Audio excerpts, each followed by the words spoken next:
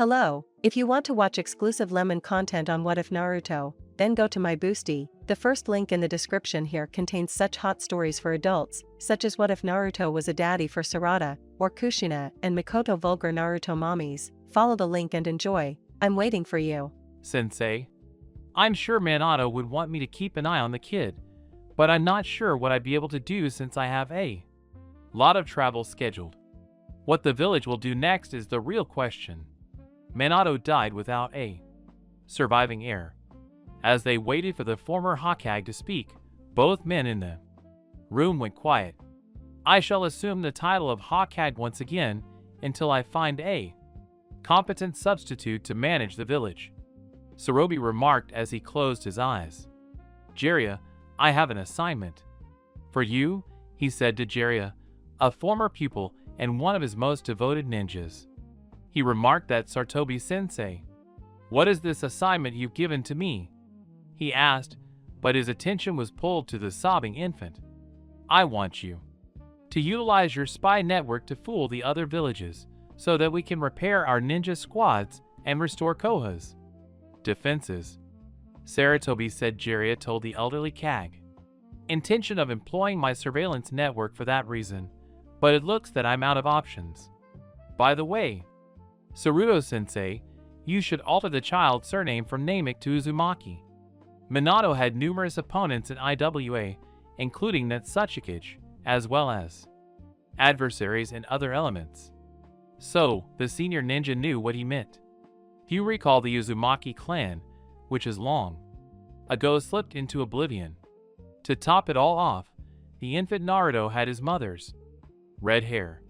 I suppose I'll have to nickname the child Uzumaki. The decision was taken by the Hokage. Jiraiya's eyes were filled with anguish and sorrow as he moved in closer to the infant who had calmed down. Nar gently opened his eyes, which were a deep blue like the sea. Nar was watching Jiraiya with bated breath. Would you look at that? Similar eyes, and I believe his hair is already beginning to get spiky like Minato's, Jiraiya stated as she looked down at the kid. The sage grinned and put his finger to his face. Naruto grinned and tried to move his small hands to his face, but he couldn't. Sarobi observed the grief in his eyes, but he also saw love. How about the whiskers?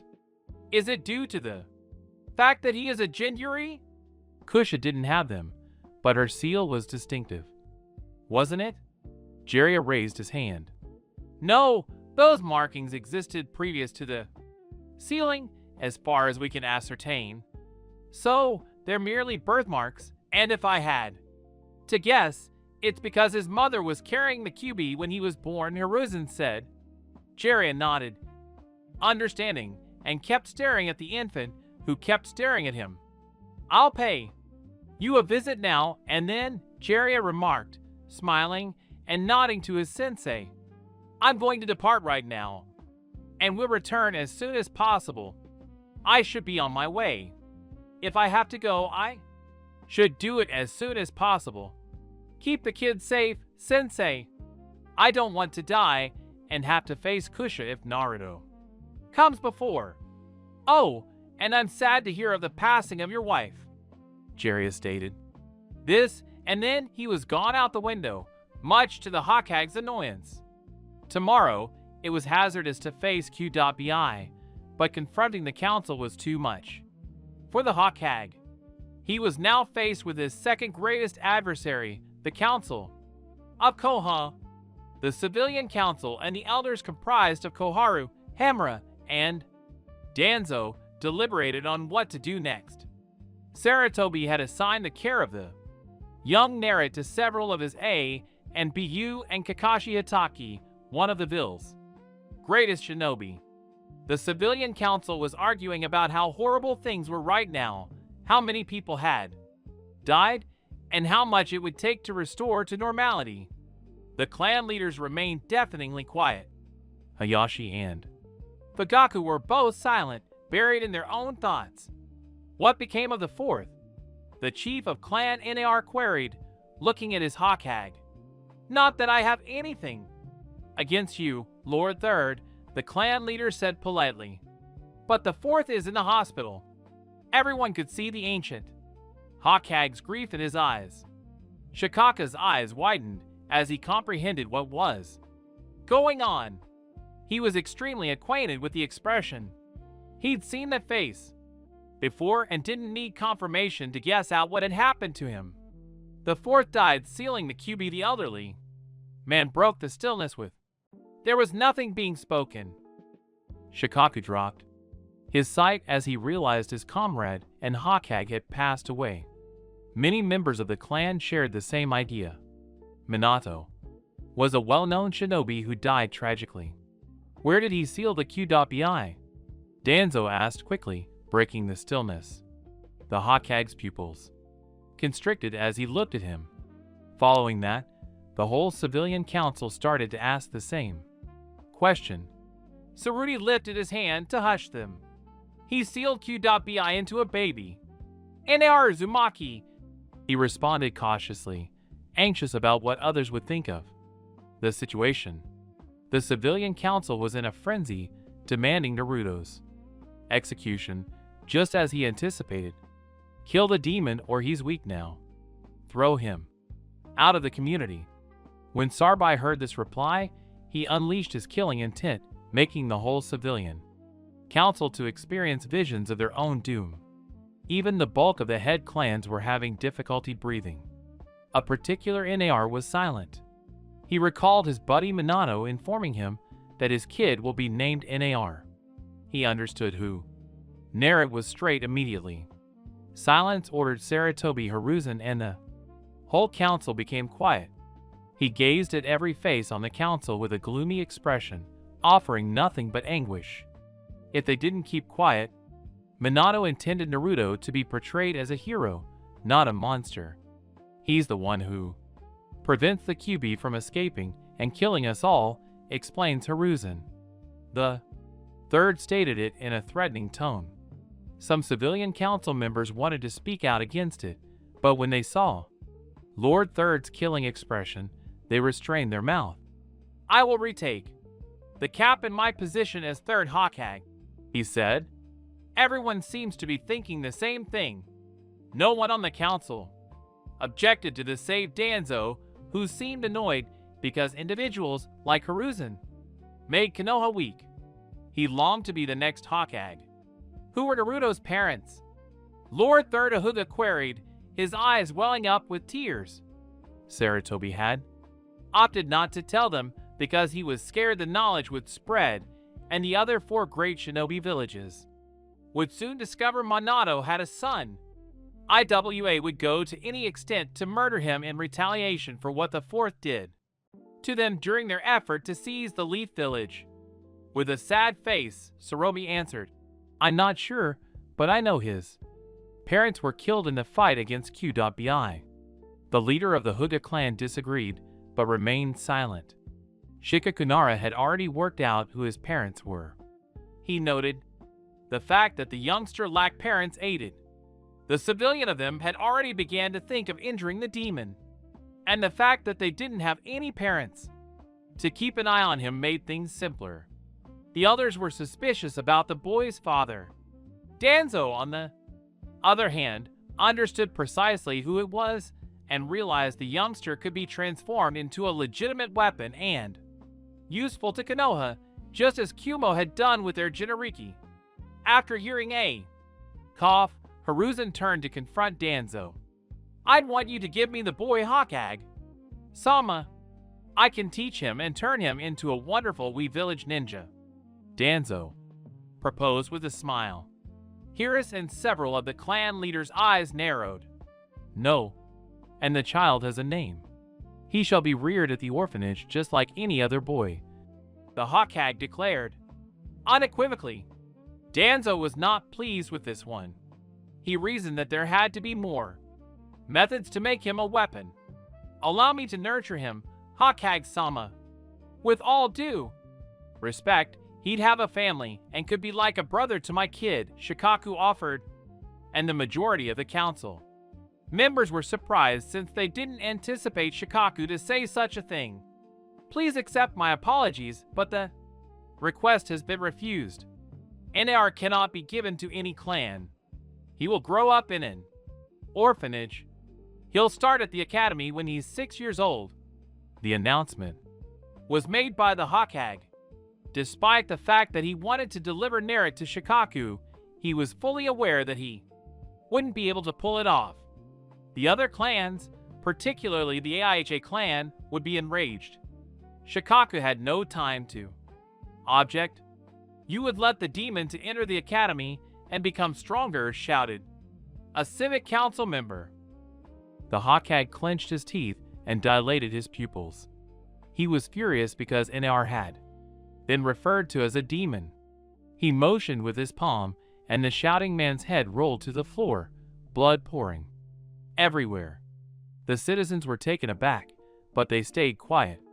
The Hokage paused for a few seconds to check whether anybody else was sick of their head.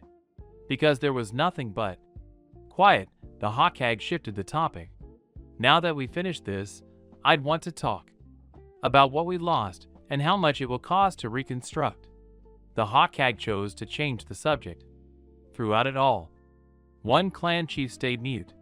Clan AIHA was led by Fugaku AIHA. Fugaku was well acquainted with the boy's parents. Makoto, his wife, was close to Kusha Uzumaki. He wasn't sure how his wife would react if she discovered he was being raised in an orphanage. He, on the other hand, was not excited about it. The Hokage stated at the conclusion of the meeting that NAR would never be mentioned as the Jinriki of the QB. Again, that knowledge was classified as S-class, and revealing it would result in the death penalty. NAR. While all of this was going on, a baby with red hair was napping. The seal in his stomach was completely invisible. To remain warm, he was covered in sheets. Naruto was dead, asleep. Yet he was the only one who noticed when his seal started to burn red for a few seconds and then stopped. 1 year later, the village had been rebuilt. All the destroyed buildings and the flames weren't there anymore. Despite looking from the outside that nothing was wrong inside, you could still see that people hadn't forgotten about the QB, the demon who killed their loved ones, and most importantly killed the fourth Hokage. As people were walking around the street and busy doing their jobs and living their lives, the same couldn't be said for a baby crying. In the orphanage, the baby with red hair was crying.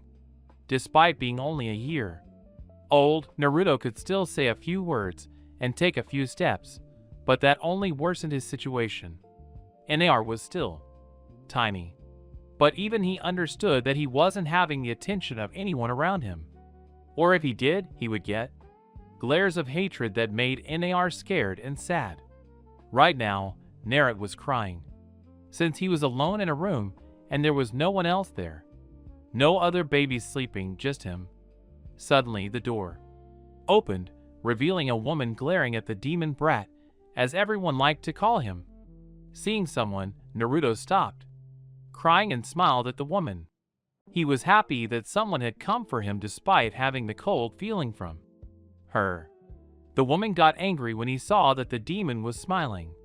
That smile reminded her of her dead girl who died when the QB attacked.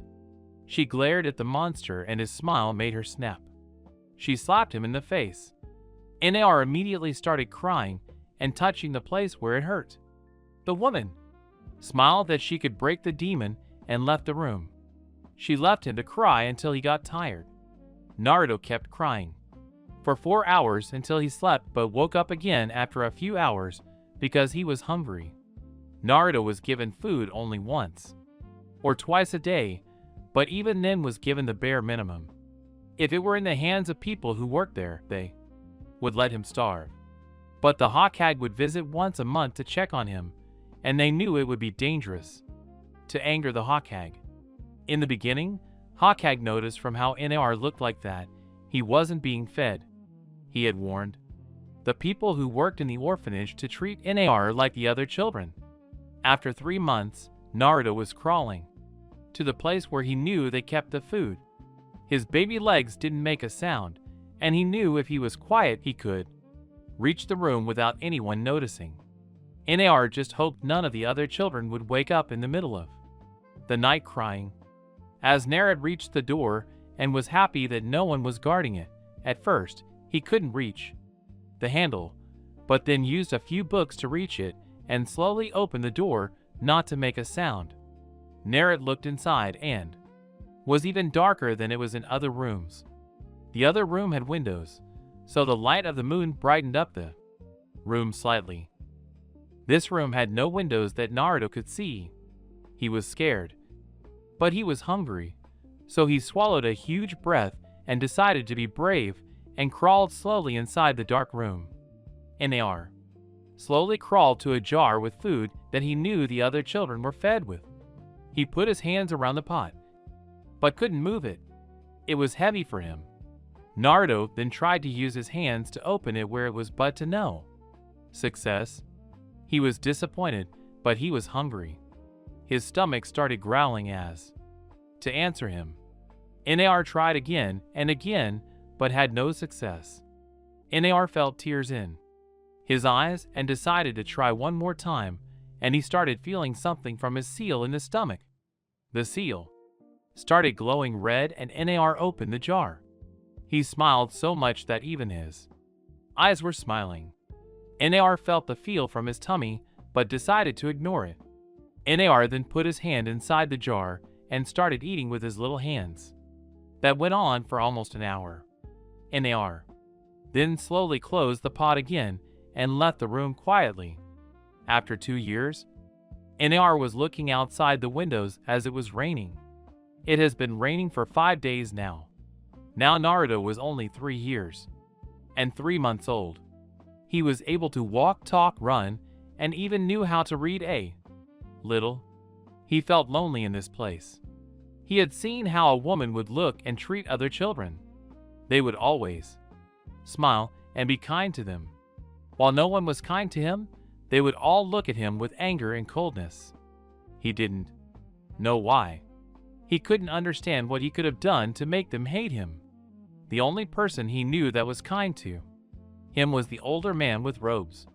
He was the only one who gave him a kind smile. But NAR could feel sadness coming from the older man whenever he saw him. The older man told NAR that he was the Hogue of the village and explained to NAR what his job was. NAR understood that he was the strongest and the most important man in the village. But that confused NAR. If he is what he says that he is, then why is he spending time with me? NAR had asked himself but found no answers. NAR had heard other children calling certain people Papa and Mama in the orphanage. NAR didn't know why he didn't have them. He had asked a woman who worked here where his parents were. She answered him, "They abandoned you, demon. No one would ever love you." NAR had run to his room crying after hearing that. Sometimes NAR would see dreams of a woman with the most beautiful smile, talking sweet words to him. She would call him Sochi, and she would kiss his cheek and his forehead. NAR always saw her smile, but never her face. The dream would always end when he tried to look at her face. The only thing NAR could remember from her was her long red hair, just like his. NAR had heard many children of his age or older calling him a tomato. Narad didn't care that much. At least, that was much better than being called a demon.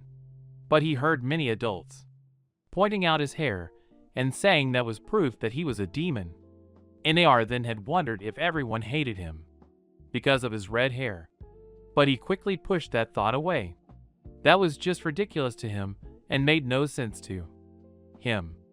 NAR had also noticed the 3 whiskers in each cheek of his face. He wondered what they were and why he had them. For this question, NAR decided to ask the older man once he revisited the orphanage. NAR had also noticed the weird drawn in his stomach. He had seen how the mysterious symbol would glow red sometimes. Naruto had an odd feeling in his tummy every time that happened. Naruto hadn't asked anyone what that meant because he hadn't asked anything since the woman told him that his parents had abandoned him because he was a demon. Now, as NAR was looking at the rain, he felt someone coming towards his room. He knew this one wasn't the older man despite feeling powerful like him. Naruto just hoped that whoever it was wasn't there to beat him or call him a demon. The door slowly opened and Naruto saw an older man walking inside. White spiky hair, red markings under his eyes. A headband with a kanji for oil. A traditional red gito with 2 yellow circles on each side of his cheek. Nar wondered who this one was, but he didn't feel anything sinister coming from him. Jiraiya. As he opened the door and looked at his godson, the first thing he noticed was how much he looked like Minato and Kusha. True, his hair was red but was spiky, just like Minato's hair, and his face looked a lot like Minette's. He wouldn't be surprised if Minato looked exactly like Naruto when he was the same age except for blonde hair. His hair looked just like Kusha's hair, red, like blood, and somehow made him look cuter. But then the old Sannin looked at his eyes and saw that Naruto was afraid of him and could tell from his face that he wasn't happy here. Jiraiya holds himself not to go immediately and beat up whoever made him this sad. Jiraiya decided to immediately let him know that he was friendly and that there was no need to be afraid. Nar, don't be afraid of me. I'm a friend, Jiraiya said kindly to the young boy. Nar raised his eyebrow in confusion. You are my friend? He asked, with a tiny voice, but not wanting to be helpful. The older man nodded with a kind smile. I thought friends were supposed to be around my age. Why do I only get to get old people as friends? Nar asked innocently. No one from his age wanted to be his friend. And so far, the old man Hokage was the only one who Nar could call a friend.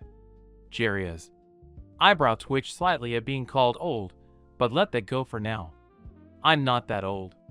And what's wrong with a godfather visiting his grandson? Jiraiya responded, smiling. And the moment he said that, he was hugged by Nar, who had embraced his legs. Jiraiya smiled and Nar was hugging him tightly, almost afraid that he would leave him. He started playing with Naruto's hair, and he looked up at him with tears in his eyes. But Jiraiya could tell Nar was happy. Will I live with you, please? Nar asked, hoping that he could leave this place. Jiraiya immediately frowned since he knew that he would be in the village only for a week and then leave again. How about you and I sit? Jiraiya asked, and both of them sat in Naruto's bed. Naruto had noticed the feeling of sadness coming from the older man, but decided to not ask about it. Jiraiya sighed and took a deep breath. He turned to his grandson, who looked like his eyes were shining with happiness. Tell me, Naruto, how is your life here? Jiraiya asked despite knowing how his grandson might be treated here from his face alone. Jiraiya knew Nar was treated harshly. Nar frowned and lowered his gaze. Jiraiya felt stupid to ask that, so he decided to change the subject. Tell me, Nar, do you know how to read and write? Jiraiya asked, rubbing his hair. Nar turned his head to him. I only know a little. I taught myself, but it's hard to find any books here. Naruto responded. Jiraiya was surprised that he knew how to read. He smiled and grabbed a book from his coat. The Tale of the Utterly Gutsy Shinobi, Jiraiya said, and gave the book to Naruto, who grabbed it and looked like someone just gave him the best gift in the world. I will teach you how to read and write, and after that, I will give you new books to read if you want to become a shinobi, Jiraiya added, smiling. Nar turned to his godfather.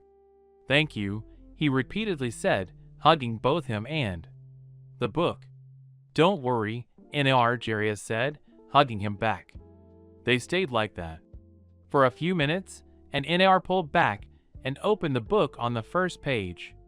Jiraiya was happy that Nar wanted to learn, and he started teaching Nar how to read and write. One day earlier, the third Hokage was standing in his office as he was battling his immortal enemy, the enemy of all Kages, an enemy that couldn't be defeated. The CAG was staring at his eternal enemy, and the enemy was just mocking him. The CAG started breathing heavily and shouted the name of his enemy. Damn paperwork. The hidden A and Boo in the office were trying hard not to laugh at their CAG's behavior. Sarudi sighed as he then started smoking his pipe.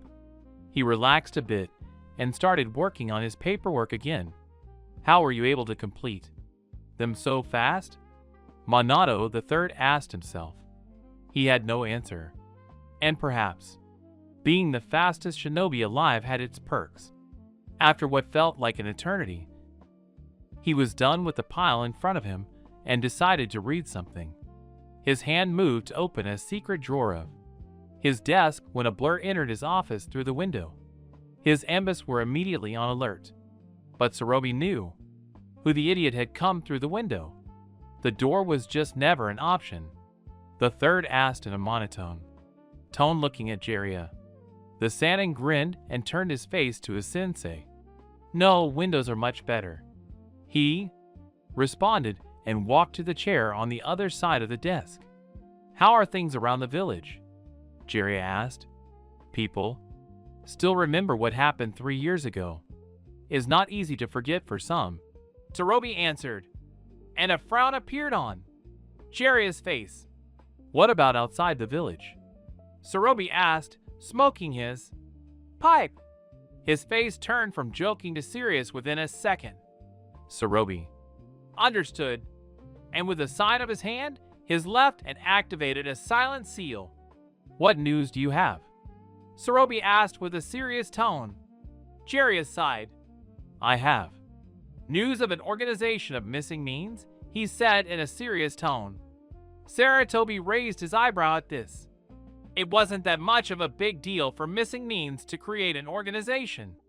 Why is this important, Jiraiya? Sarobi asked, knowing there was more to this. They all are made of S-rank shinobis and is called Akatsuki, Jiraiya said with a dreadful tone. Saratobi slightly palled at this. An organization made of S-rank. Ninjas can be a big problem, he thought. And they're targeting the Jinarikis. And that organization just became far more dangerous in Sarda's mind. Targeting Jinarikis? For what reason can they somehow control them and want their power to belong to them? Sarbai asked himself and was slightly worried for NAR. What do they want? He asked, worried for NAR, who was still only 3 years old. Jiraiya shrugged his shoulders. Who knows? But they're definitely not trying to reach world peace or anything like that. He responded and pinching the bridge on his nose. Do you think they work for any of the other villages? He asked, thinking that they work perhaps for Kumo or, God forbid, IWA. Jiraiya shook his head. As far as I know, no. Jiraiya responded. There was complete silence for a few minutes. I want to meet NR, Jiraiya suddenly said. Sarobi looked at him in total shock. He didn't expect Jiraiya to meet the kid, at least until he becomes a Genon. Sarobi gave him a look like, why now? I want to meet him. I have waited long enough and now my godson needs me more than ever. Jiraiya added with a serious tone and didn't care if his sensei would tell him. No. How long before they make any move? Saratobi asked with a serious tone. But Jiraiya could tell he was concerned. It will take some years. Naruto still has time, but he needs to get stronger. Jiraiya responded and put his hand on the desk, ready to leave. Very well, Jiraiya, the third said, and Jiraiya left through the same window he came. 4 days after, Jiraiya visited NAR. NAR was reading a book that his godfather had given him, explaining what chakra is and how everyone had chakra. He had started reading like a madman since his godfather taught him how to read and write. He told him the more he read and wrote, the better he would be. NAR listened to his godfather and started reading the first book he gave him. To Naruto's surprise, the main character of the first book had his name. NAR had asked him why. NAR still remembered. Your father loved my book and decided to name you after that character. His godfather had responded. NAR could feel love and sadness coming from his godfather when he said that. When NAR asked his godfather why his parents had abandoned him, Jiraiya had almost lost it.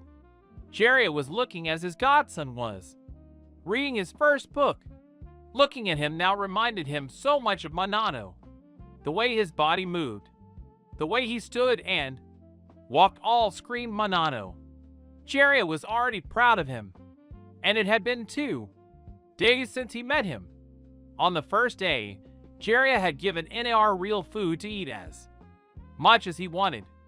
On the first day after meeting NAR, he ran to his sensei's office, asking him why Naruto was so skinny and why he had the look on his face.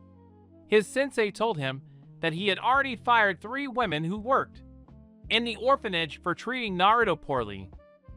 Jiraiya was not surprised that NAR was treated like that since apparently everyone in this damn village knew of his status as a Jinchuriki. Sensei of course told him that the information had somehow leaked, and now every adult knew of Naruto being Jinchuriki of QB. Jiraiya wasn't happy at all and straight up told his sensei that if anyone dared to hurt NAR, he would show no mercy.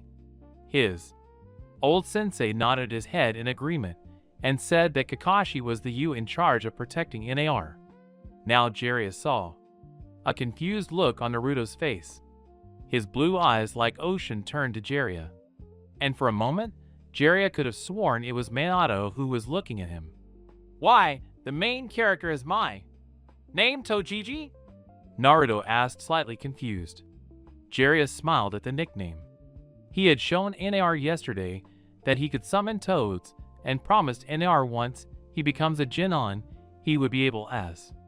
Well, NAR, your father loved my book and decided to name you after that character. Jiraiya answered and was expecting NAR to ask, who is he? Still, instead, he asked something he never expected of him. Why did they abandon me? NAR asked, lowering his face not to show his tears threatening to roll down his cheek. Jiraiya's eyes widened, and they quickly put a hand on the boy's shoulder. Naruto, they didn't abandon you. They loved you more than anything else in the world, Jiraiya said, truthfully, and hugged his godson. People here told me that I was a demon and that my parents abandoned me, Naruto said, sobbing on Jiraiya's shoulder. Jiraiya clenched his teeth. He was already half convinced to beat up the people who told that kind of stuff to a child. He started rubbing his hair. They loved you, NAR, and never forget that, Jiraiya said quietly. NAR had cried for an hour and fell asleep. He then had asked his godfather who they were, but sadly no answer. He told him that he would tell him the moment he reached 8 years old. NAR could feel that he was telling him the truth. Since he met his godfather, Naruto was smiling more frequently, and gone was the sad face everyone saw him with. The smile, of course, had irritated many people who worked in the orphanage. They wondered why the demon was smiling. NAR, of course, had heard the way how people greeted his godfather, Jiraiya-sama. Naruto then knew his godfather must be an important person, and from what he could feel, he was almost as strong as the old man Hokage. NAR wondered why someone so important was his godfather. He knew whoever his parents were must have been important people to have people like Tojiji as their friend. NAR, of course, had no answers and just decided to wait until he reached 8 years old. He knew that would be a long time, but he would make sure to make his parents proud. As Naruto was reading a book about chakra and ninjutsu, he started feeling something from his tummy.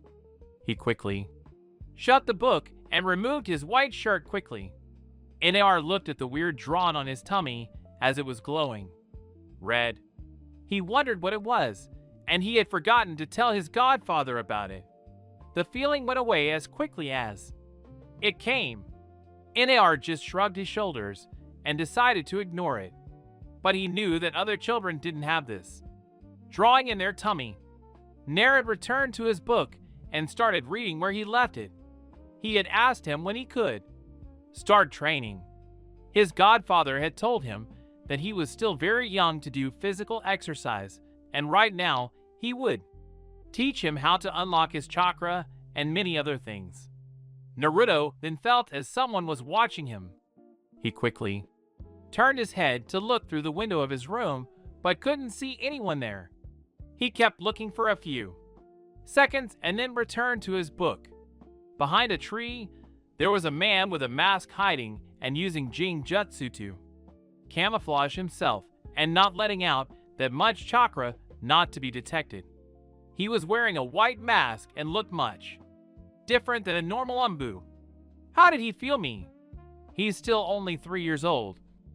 The masked man asked himself as he kept looking at the weapon. Lord Danzo will want to know this. He quickly shuns it away. A hidden place. A man was standing in a chair waiting for reports about the weapon of the village, and at the same time thinking of a way to have the weapon in his hands. If I train him, he will become a valuable weapon to the village and put Konoha where it belongs, the man thought. The man was old with a scar on his chin that looked like an X. His right arm was fully bandaged. He heard from his that the Sanangeria had visited the boy. This didn't sit well with the man. He wanted the boy to be desperate, and then he could save him, and he will have his complete trust. The man was Danzasanin, the leader of the Urit, which operated in the darkness and took orders from Danzo instead of the Hokage. Suddenly, one of his men who was ordered to watch over his weapon appeared in front of him, kneeling. Report, Danzo ordered. I was watching the weapon as you ordered me, Danzo-sama. That the boy suddenly felt me and looked directly where I was for a few seconds and then returned to his reading, his Umbu said. Danzo put the finger on his chin. How can a 3-year-old boy feel an Umbu? Danzo asked himself. Return to your post and inform me of anything else, he ordered. Hi. And the Umbu disappeared. Nar, he was waiting for his godfather to come. He would usually be here by now, but this time he was late. Narad then felt him, and a second didn't pass and Tojiji came through the door smiling at him. Nar immediately returned the smile and ran and jumped to his arms to hug him. How are you, my boy? Jiraiya asked, and rubbing his hair, making Nar laugh. I'm good, Toji, Naruto responded and pulled back and went back to his book. I wanted to ask you something, Nar asked, and Jiraiya told him to go on. Why? Do I have a weird drawn on my tummy? Naruto asked innocently, but Jiraiya tensed slightly, which didn't go unnoticed by Narad, and he wondered if he shouldn't have asked. Jiraiya wondered, how could have Nar seen it? The seal would appear only if Nar was doing something with his chakra, and Jiraiya was sure that Naruto hadn't unlocked it yet. How do you know about it? Jiraiya asked carefully, and Nar noticed his new tone. I had seen the drawn will glow red sometimes. Nar answered nervously and slightly scared. Jiraiya walked closer to Narad and told him to remove his shirt. Nar did as he was told and removed it. Jiraiya put his hand on Naruto's stomach and the seal appeared. Nar was now tense and wondered if he had done something wrong. Jiraiya analyzed the seal and could see it was intact, glowing red. Jiraiya asked himself, but could see the seal was as perfect as when Minato sealed the QB. Jiraiya then turned his eyes to Nar and noticed the fear behind his eyes. Don't worry, Nar. I'm sorry, I didn't mean to scare you, Jiraiya quickly said and smiled at him. Nar felt relieved and wore his white shirt. Don't worry about that, Nar is nothing, his godfather told him, but Nar wasn't convinced. He knew that weird drawn wasn't normal, but decided to keep it silent since his godfather didn't like to talk about it. Jiraiya kept Nar company for the whole day and gave him new books, each one of them for different things. One of them was also for a few jutsu. Jiraiya hoped that since Nar was an Uzumaki in both, his parents were good with seals, it would be easy for Nar to learn it. He knew there was a danger that Naruto might figure out about the QB, but he hoped that wouldn't happen. Jiraiya would say that it was a seal to protect him if Naruto asked tomorrow. Going towards the orphanage was a woman around her 30s. She had bought some new clothes for her best friend's son. She knew he was treated unfairly, and still was angry that Hokage had refused her to adopt Nar. She had requested at least 7 times to adopt him, but each time was rejected. She was going to ask for the 8th time, but her husband told her that the Hokage wouldn't change his mind. She of course was angry and had cried that she couldn't help him. She was followed by her older son, Itachi Aichi, which was known through the village as a prodigy. Usually, she wanted to bring Sasuke since he was around the same age as Naruto, but he was still young and perhaps it would be better to meet Nar somewhere else and not in an orphanage. Also, things between the village and the Aichi clan were a bit tense. She reached the orphanage and asked the first woman she saw there, "I'm sorry, but where is the room of Naruto Uzumaki?" she asked, smiling, but noticing the look of hatred in her eyes when she mentioned the name. So did Itachi, who knew what Naruto had sealed inside him. "He's in room 13, she answered with venom in every word. They started walking towards Naruto's room and didn't bother to say thanks to the woman. After they walked away, she turned her eyes to her older son. "Treat Naruto kindly like I told you before we left home. Never act like that stupid woman," she snarled. "I know Khan. I know the difference between a kunai and a scroll," Itachi responded kindly. They soon reached his room and Makoto noticed the words demon written all over the door and in the wall near the door. She sighed and knocked on the door. "Come in," she heard, and opened the door and almost thought she saw her friend instead when she saw his red hair. She then saw his eyes and noticed he was being wary of him. "I'm not here to hurt you, Nar," she said kindly, trying to reassure him that she wasn't here for anything wrong. Gnarly just kept looking at her like he was waiting for something. "My name is Makoto. This one is Itachi, and I brought you new clothes," she said, smiling. Naruto slowly walked towards her and looked at the clothes in her hands. His eyes then turned to Itachi, and then back to Makoto. "Why?" he asked her. That question broke her heart. He asked why they were being kind to him. She wanted to say that she knew his mother, but she knew that information was still hidden for a reason. "Because you remind me of someone, Naruto," she responded and gave him a quick kiss on the cheek. "I will see you again whenever I can," she promised. Nar smiled a little. "Thank you," he said. Naruto would want to talk with who appeared to be Itachi, but noticed he was much older than him. She would want to stay longer, but she knew things between the Aichi clan and the village weren't on good terms, and the last thing they needed was for them to think that she was trying to manipulate Nar. "See you later, Naruto," she said, and Itachi followed her behind. Naruto was left in his room and looked at his clothes and wondered if this was like having a mother. 2 days later, Jiraiya was looking as his grandson was reading books about the clans of Koha.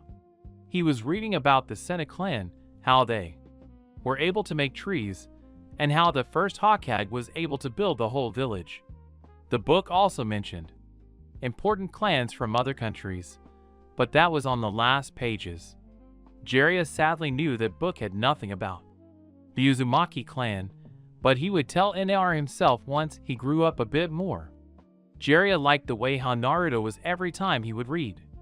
It reminded Jiraiya of Minato, but spending time with Nar, he could see what Nar had gotten from Kushina.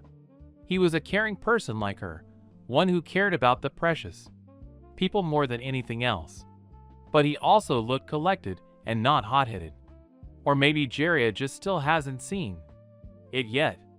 Naruto had already read all the books Jiraiya had given him about ninjutsu and chakra. He still had to read about Jinjutsu and Fujitsu. But his godfather told him he needed to know about clans as well and for their bloodlines.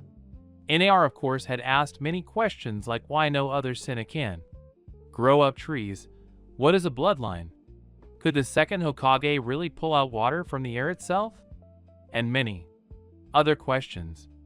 Jiraiya was happy that NAR was so interested in books. He had already made a deal that a toad would come to NAR every month with new books, so NAR wouldn't get bored and would have something to do and spend time. But this thought reminded Jiraiya that he would have to leave tomorrow morning and do his duty as a spy. That broke his heart.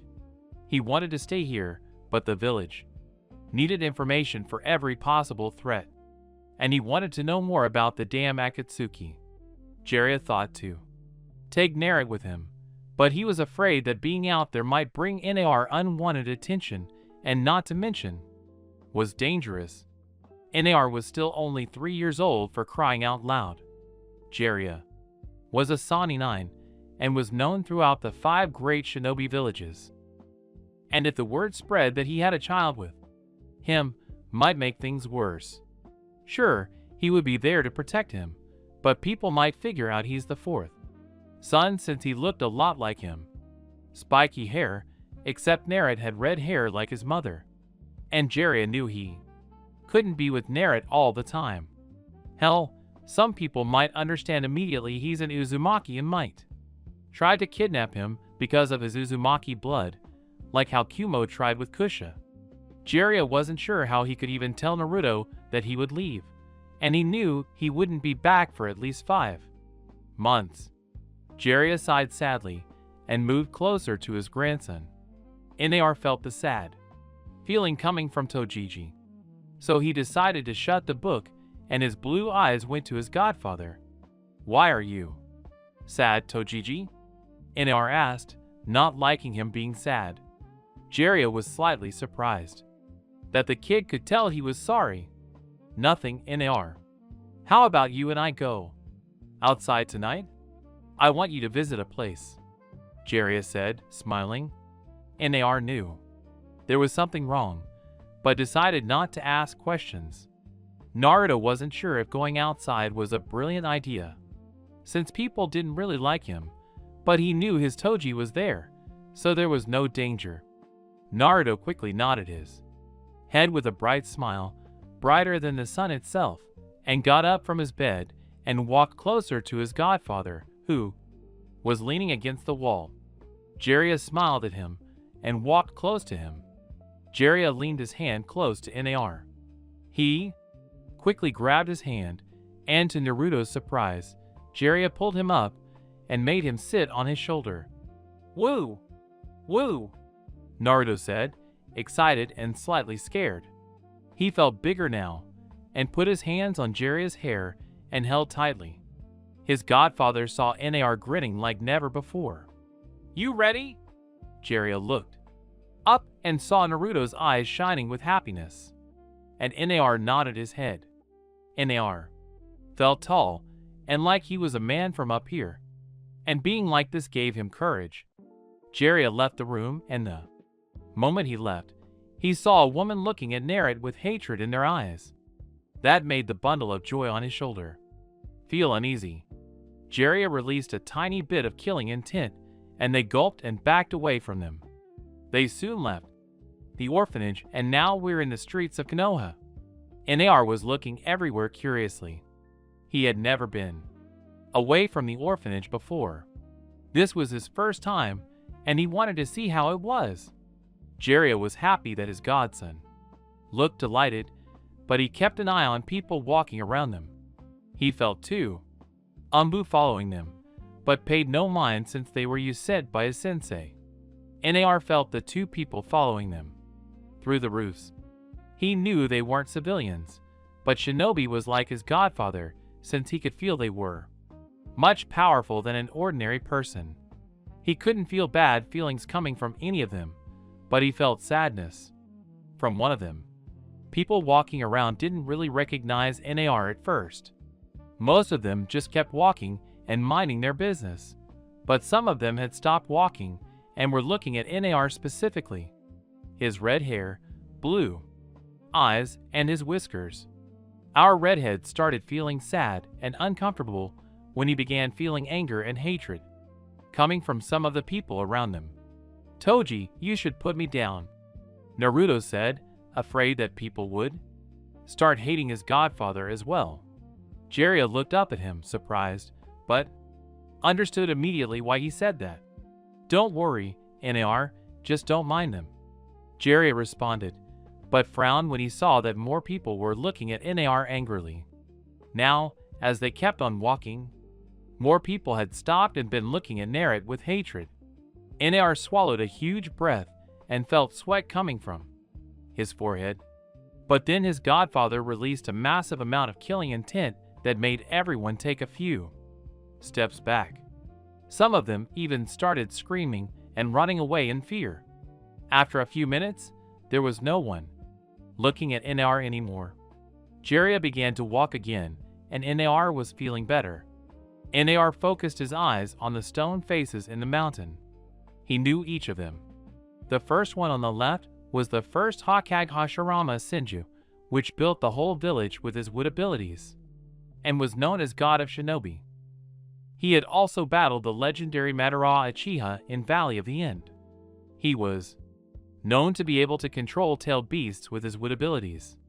NAR had heard about the QB like everyone else, and wondered if there's more than just QB out there.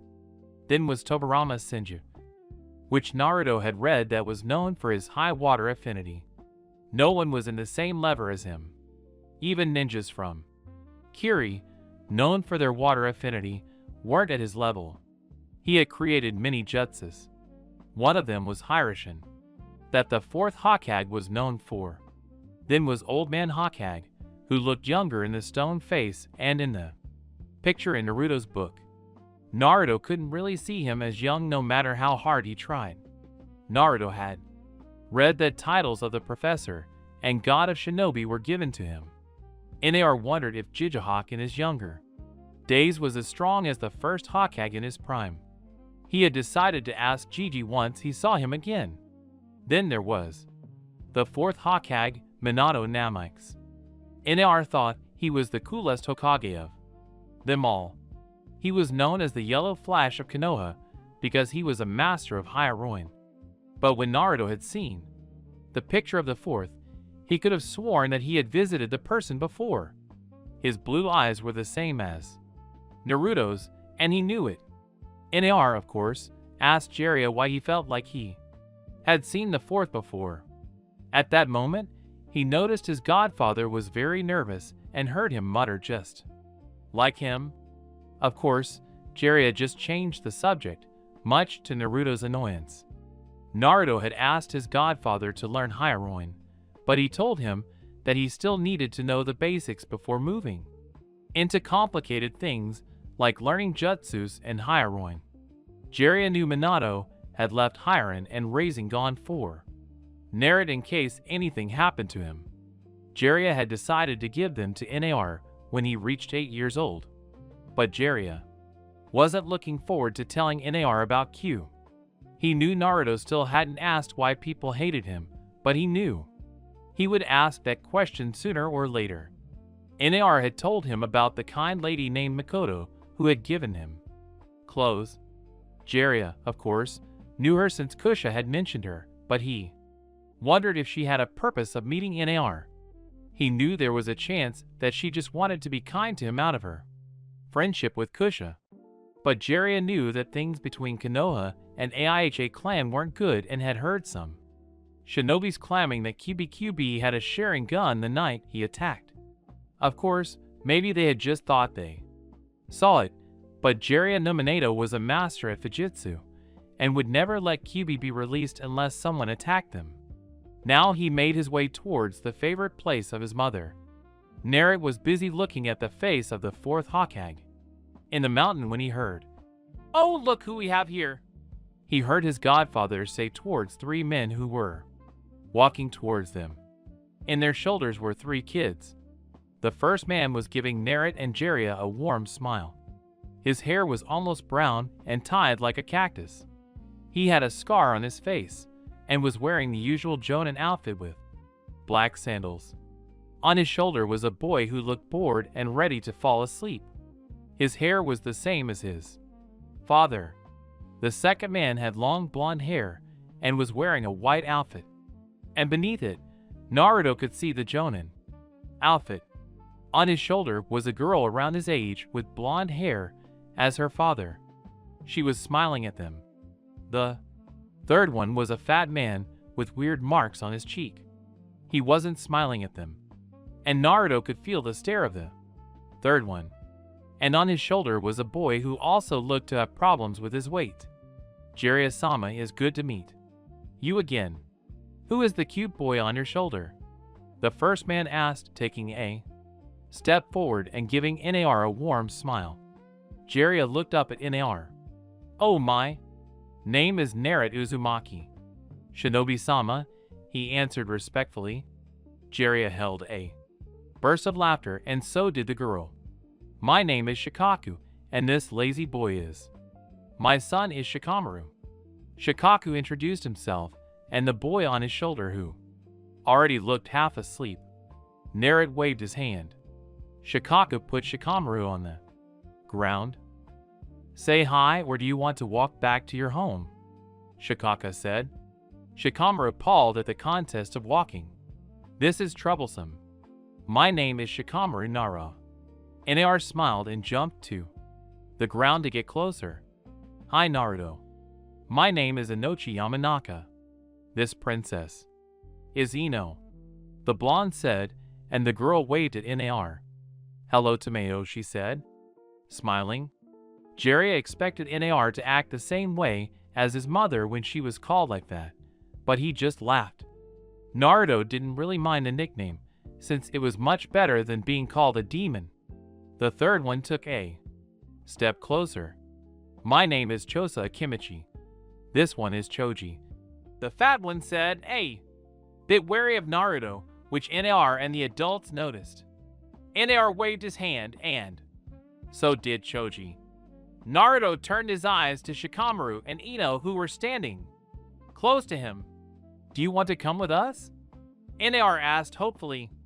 Jiraiya was about to respond when he was interrupted. "Of course, we can stay outside a bit longer," Shikaku answered. Immediately, Shikamaru looked ready to protest, but his father glared at him. "Very well, we're going to ramen." Jiraiya said happily that Naruto could finally meet kids of his own age without glares.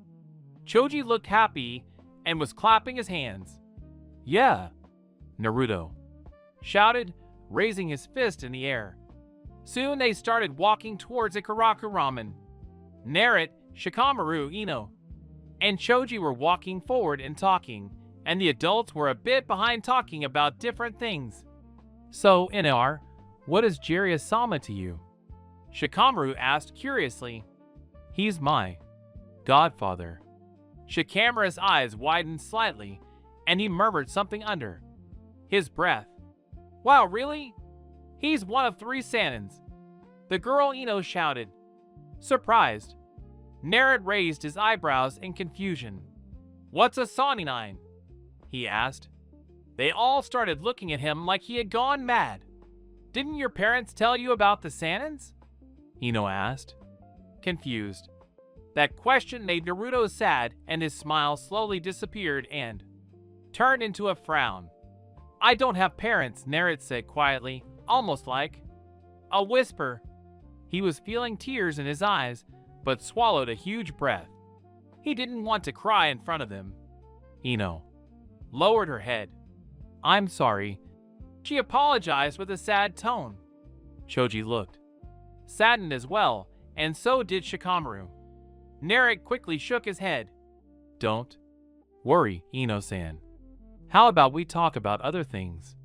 Nar asked, wanting to change the subject. "Very well.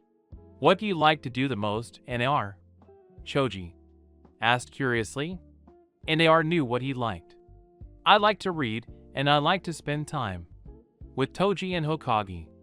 NAR responded, smiling brightly. All three of them looked at him confused. You mean you call Hokage-sama? Gigi Ino asked, but more like a statement. Naruto didn't understand why that was apparently a big deal, but just nodded his head. What about you guys? NAR then asked, and putting his hands behind his head. Well, I like to watch clouds and sleep. Mostly sleep, Shikamaru replied, yawning. Nara's sweet dropped while Ino and Choji already knew his answer. Don't mind him. He's just lazy, Ino said, looking at Shikamaru, and then her head turned to NAR. I like to look at the flowers and spend time with my friends. Ino responded, changing the answer. NAR knew what she was going to say but didn't mind. Now he had his godfather, and he was happier than ever. That's cool, Ino. NAR responded and smiled at Ino, which made her turn her face away. NAR was confused while Shikamaru was murmuring, troublesome blonde. I like to eat. Spend time with Shikamaru in a barbecue and any restaurant. Choji answered, smiling. Tell me, NAR, will you become a shinobi? Ino asked, smiling at him. Of course I will. Become a shinobi and become a Hokage de Tabo. NAR shouted the last part with his eyes screaming determination. All three of them looked shocked by Naruto's statement that he would become Hokage. At the same time, Jiraiya was looking at NAR proudly. I have no doubt you will, NAR. NAR was having the best moment of his life. He was talking to his new friends, and for the first time in his life, their parents weren't telling them to stay away from him or telling him to not talk to them. When he met his godfather 6 days ago, Naruto was pleased to know that he wasn't alone, that he had someone to call family, and wasn't a demon as everyone called him. When Toji told him that his parents didn't abandon him but loved him, Naruto felt happier. But now he had friends. Why would you wanted to become Hokage? He heard Shikamaru asking him. NAR grinned. Because then people of the village will finally acknowledge me, he answered. Shikamaru was thinking about what he meant when he said that he wanted people to acknowledge him. Choji just kept eating chips while Ino smiled at him. That's a good dream, Ino commented, smiling at NAR. What about you three? What are your dreams? NAR asked, turning his head to three of them. Shikamaru shrugged his shoulders. To sleep, and everyone's sweet dropped behind their heads. NAR was thinking, what kind of dream is that? He wondered, but at the same time though, it was excellent. Lazy. As always, Ino thought with annoyance, while Choji smiled. Typical Shikamaru. He thought knowing Shikamaru was lazy. Naruto then turned his head to Choji. I'm not sure. I haven't thought about it. Choji answered, and NAR understood. And they still were very young to think about what they would do when they grew up. NAR then turned to Ino. Well, I want to be a good Kunoichi like my daddy, she said happily. Naruto liked the dream and told her that it was a perfect dream. They keep on walking, but the more they walk, the more people start sending Naruto glares, but not daring to do anything since Jiraiya-sama and 3 respectful clan heads were there with 3 innocent children talking with a demon breath. The adults notice immediately, and so does Naruto, whose smile disappears and turns into a frown. Shikamaru, on the other hand, could see something is not right with the way they were looking at them. Ino started feeling uncomfortable and walked closer to her dad, and so did Choji. Naruto looked around and felt bad that maybe his presence here was making things worse, and he felt tears in his eyes. Jiraiya had enough and unleashed his ki at the maximum that made many people drop unconscious on the ground, and some were having a hard time breathing. After 2 minutes. No one was looking at Naruto anymore, and they soon reached their destination. Ino asked her father why people started staring at them like that, and he just told her that they were stupid people. Shikamaru didn't seem bothered by their glares, while Naruto was keeping his head down and thinking that it was all his fault, and his new friends would soon abandon him like all the other kids of his age. He then felt a hand on his shoulder. He looked up and saw Shikaka-sama looking at him with a warm smile. "Don't worry about them, Naruto. They're just foolish people," he said, and Naruto managed to smile. "Here we are," he heard Tojiji said, and pointing at a restaurant. NAR looked at the name Ikaraka Ramen and wondered what that was. "Come on, all are on me," his godfather stated, and put a hand on Naruto's head and rubbed his red hair. Choji looked to like the idea. They were about to walk inside when the adults turned their heads to their left. NAR turned as well when he saw Hokage Gigi walking towards them. "Hokage-sama, what a pleasant surprise," Shikaku said and took a step forward. "And so did Jiraiya. I saw you with my crystal ball walking to this place, so I decided that I needed a break from my war with paperwork," the old man said with a chuckle at the end. Hokage then looked at the little kids. Ino was hiding behind her father. She knew who the Hogue was and was nervous. Choji had stopped eating and for once looked serious while Shikamaru just looked bored.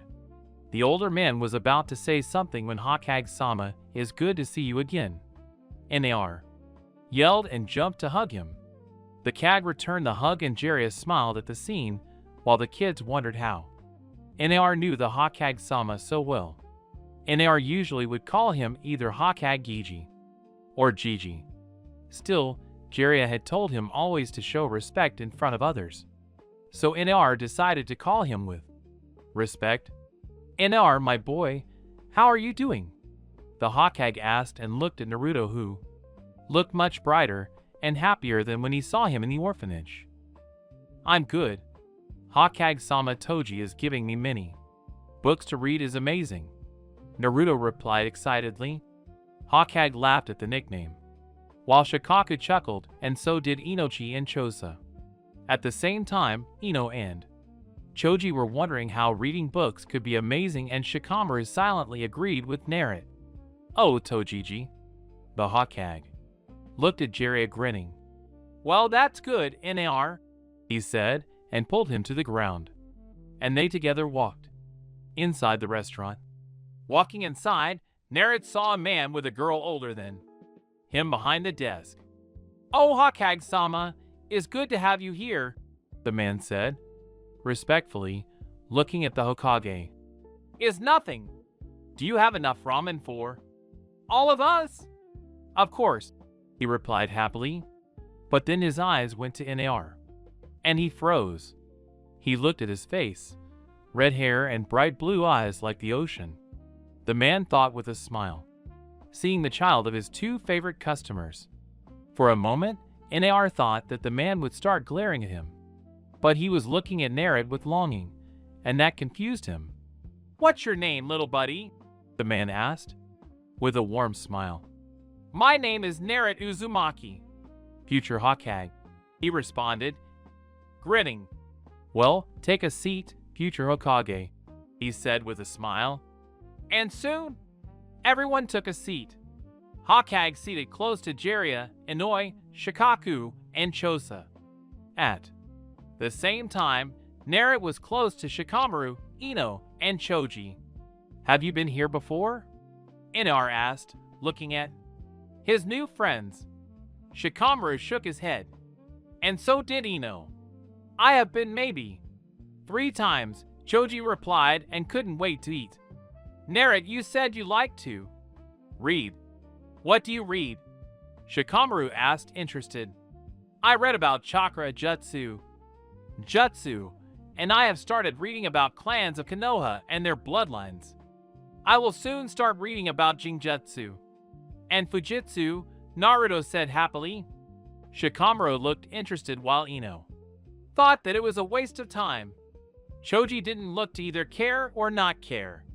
Don't you think it's a bit early to worry about ninja stuff? I will wait until I go to the academy, Ino asked. He turned his blue eyes to her. I don't have anything else to do in the orphanage, so I read and I really like to read, Naruto replied. Ino raised her eyebrows in confusion while Shikamaru nodded in agreement with what Naruto said about reading. My godfather even promised me that he would teach me how to unlock my chakra when I read all the books he gave me. NAR added happily and glanced at Tojiji, who was talking with Hokage. When Shikaka heard Naruto's response, he turned to Jiraiya. Don't you think it's a bit early to teach Naruto about all that? Shikamaru likes to read, but teaching how to unlock chakra and all that comes after that. I will wait until Shikamaru reaches 5 years old to teach him that, Shikaku asked, thinking that Naruto was way too young to be taught that he needed to enjoy his childhood and not spend time training. He will have a lot of time to do that once he enters the academy. Jiraiya thought about it for a moment, but quickly shook his head. What you said might be true, Shikaken, but the way I see how people look at Naruto, he doesn't have anyone there and needs to do something to spend his time, and he will have to worry about the Akatsuki when he grows up. Jiraiya thought the last part. Shikaku understood what he meant and was still slightly angry that Hokage didn't let him adopt NAR. The Hokage frowned at Jiraiya's answer. He knew NAR would need to be prepared. Of course, none of the children could hear them except NAR, who could somehow listen to what his Tojiji said, not to anyone's else knowledge. The seal in his stomach started glowing red for a few seconds and then stopped. The adults had ordered ramen for themselves and their children. Naruto was waiting for ramen and was talking with Shikamaru and Choji, while Ino was thinking if eating ramen would get her fat. NAR, how do you know the Hokage? Shikamaru asked. From what he saw, he knew NAR must know very well to jump like that and hug him in front of so many people. Oh well, he visits me every month in the orphanage. He even tells me stories sometimes about the first Hokage and second Hokage. Naruto replied like it was no big deal. Shikamaru was confused. Why would Hokage visit him every month? This is so troublesome, he thought, and decided to stop thinking about it. Oh wow, that's amazing. I heard from father that Hokage is the strongest in the village, Ino replied excitedly. But in her eyes, the Hokage didn't look like much. Or maybe it was because of old age. Yes, Hokage-sama is very strong. I can feel he's stronger than anyone else around here. Perhaps even stronger than Toji, Naruto said and glanced at Hokage. Shikamaru was about to ask what he meant by feeling their power. I hope you like it, the man who worked in the restaurant said and brought them ramen. NAR looked at the food and to him it looked delicious. Choji started eating immediately. Eat while it's still hot, NAR, his godfather said. And NAR tried a little at first, but then his eyes turned to stars. Wow, he shouted and quickly started eating like there was no tomorrow. Within a minute, the ramen was gone, and in front of NAR was an empty bowl. This is very delicious, Chief Sama, NAR stated, looking at the chief. The man laughed. No need for that, kid. And my name is Tucci, and this one is I am. He introduced himself and looked down at his daughter, looking at Naruto with a smile. Hello, I am San. My name is NAR. The girl noticed the way Naruto smiled in his red hair. It reminded her of a woman with the same hair color that had visited their place before. She turned to her father. To Chan, he looks like Kushin, she whispered, looking up at her father. He nodded at her sadly. Don't mention it now, her father replied quietly.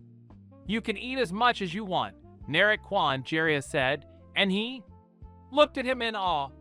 For more bowls for Nar, Jiraiya ordered, and Nar couldn't wait for the food. After 10 more bowls, Nar wasn't hungry anymore, and everyone was surprised to see him eat so much. He had eaten even more than Choji, who thought not to lose next time. This was amazing. Thank you, Toji. Naruto thanked his godfather. Jiraiya paid for the food for everyone, and now they were staying in front of the Ikaraka ramen. I think it's time for us to leave, Shikaku said. And Shikamaru looked to agree, and so did Inochi and Chosa. Naruto frowned and slightly lowered his head. Shikaku noticed that. Don't worry, Naruto-kwan. You will get to play with Shikamaru again whenever you want, he stated. Naruto's face brightened, and he smiled at Shikaku. Troublesome, Shikamaru murmured. I hope we meet again, Shikamaru. Perhaps next time we can cloud watch together, he suggested, and Shikamaru looked to like the idea. Naruto then turned to Ino. I hope to meet again Inouen, he said, and she just nodded her head and kept her face away. See you next time, Naruto, Choji said, and walked away with his father. Shikaku and Inochi said their goodbyes to the Hokage, Jiraiya, and Nar.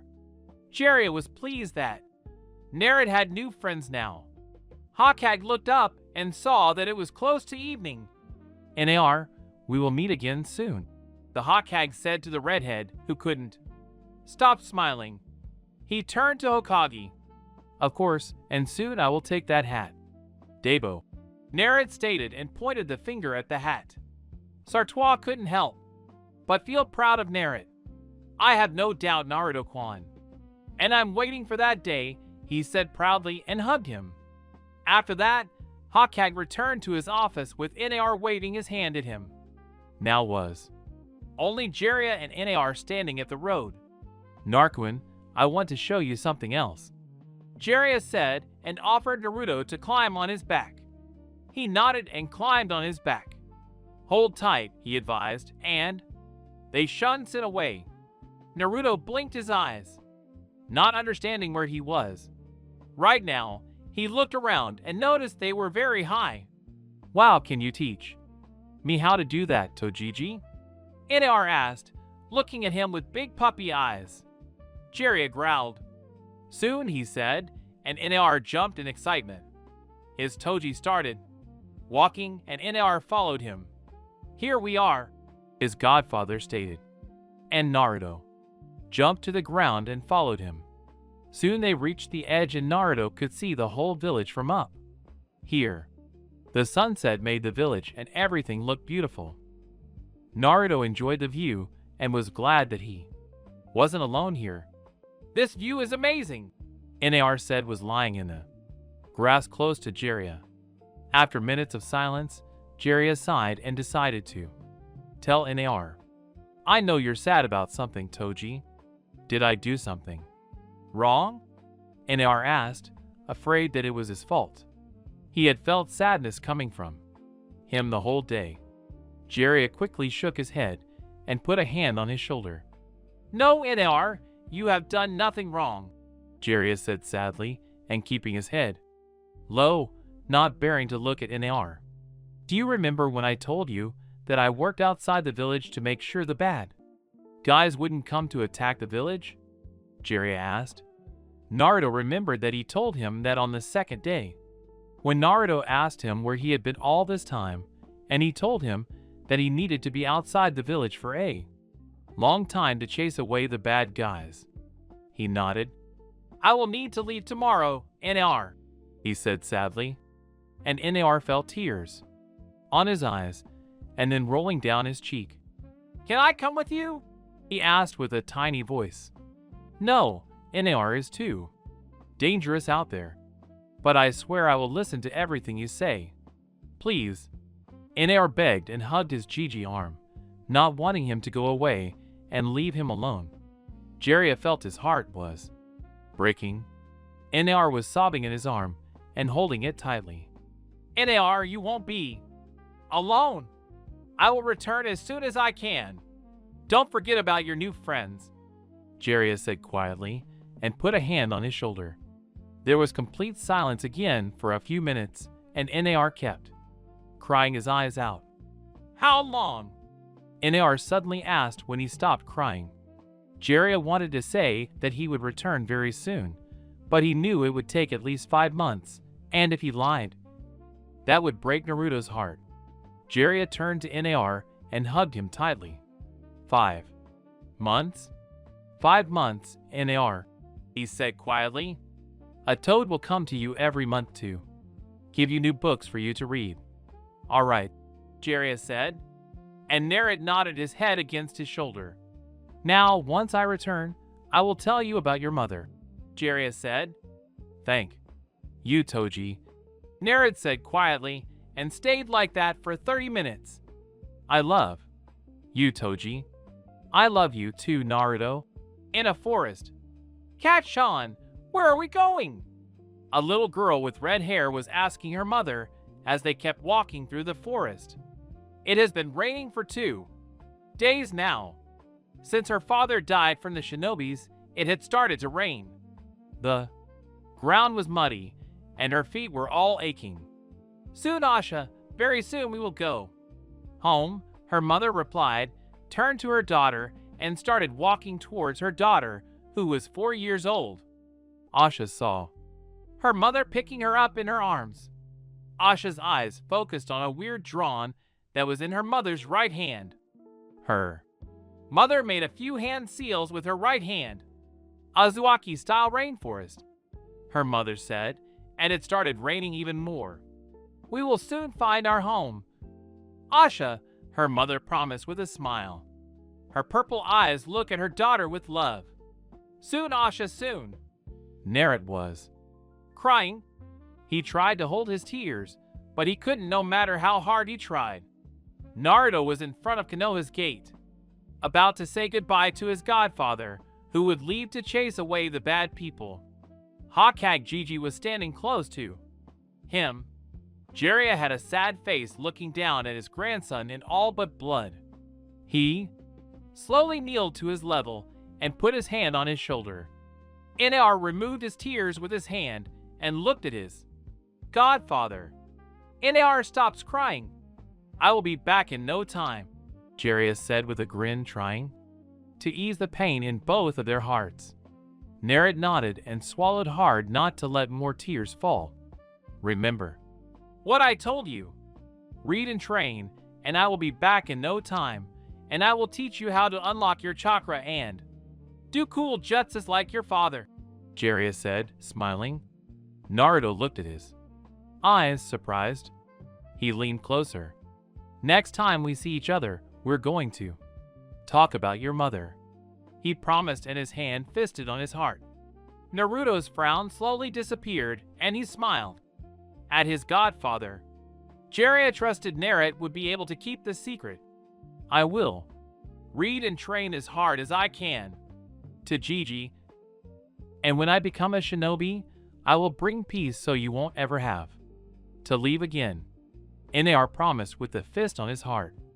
Jiraiya felt like he saw Minato and Kusha smiling behind NAR, their hands on his shoulders.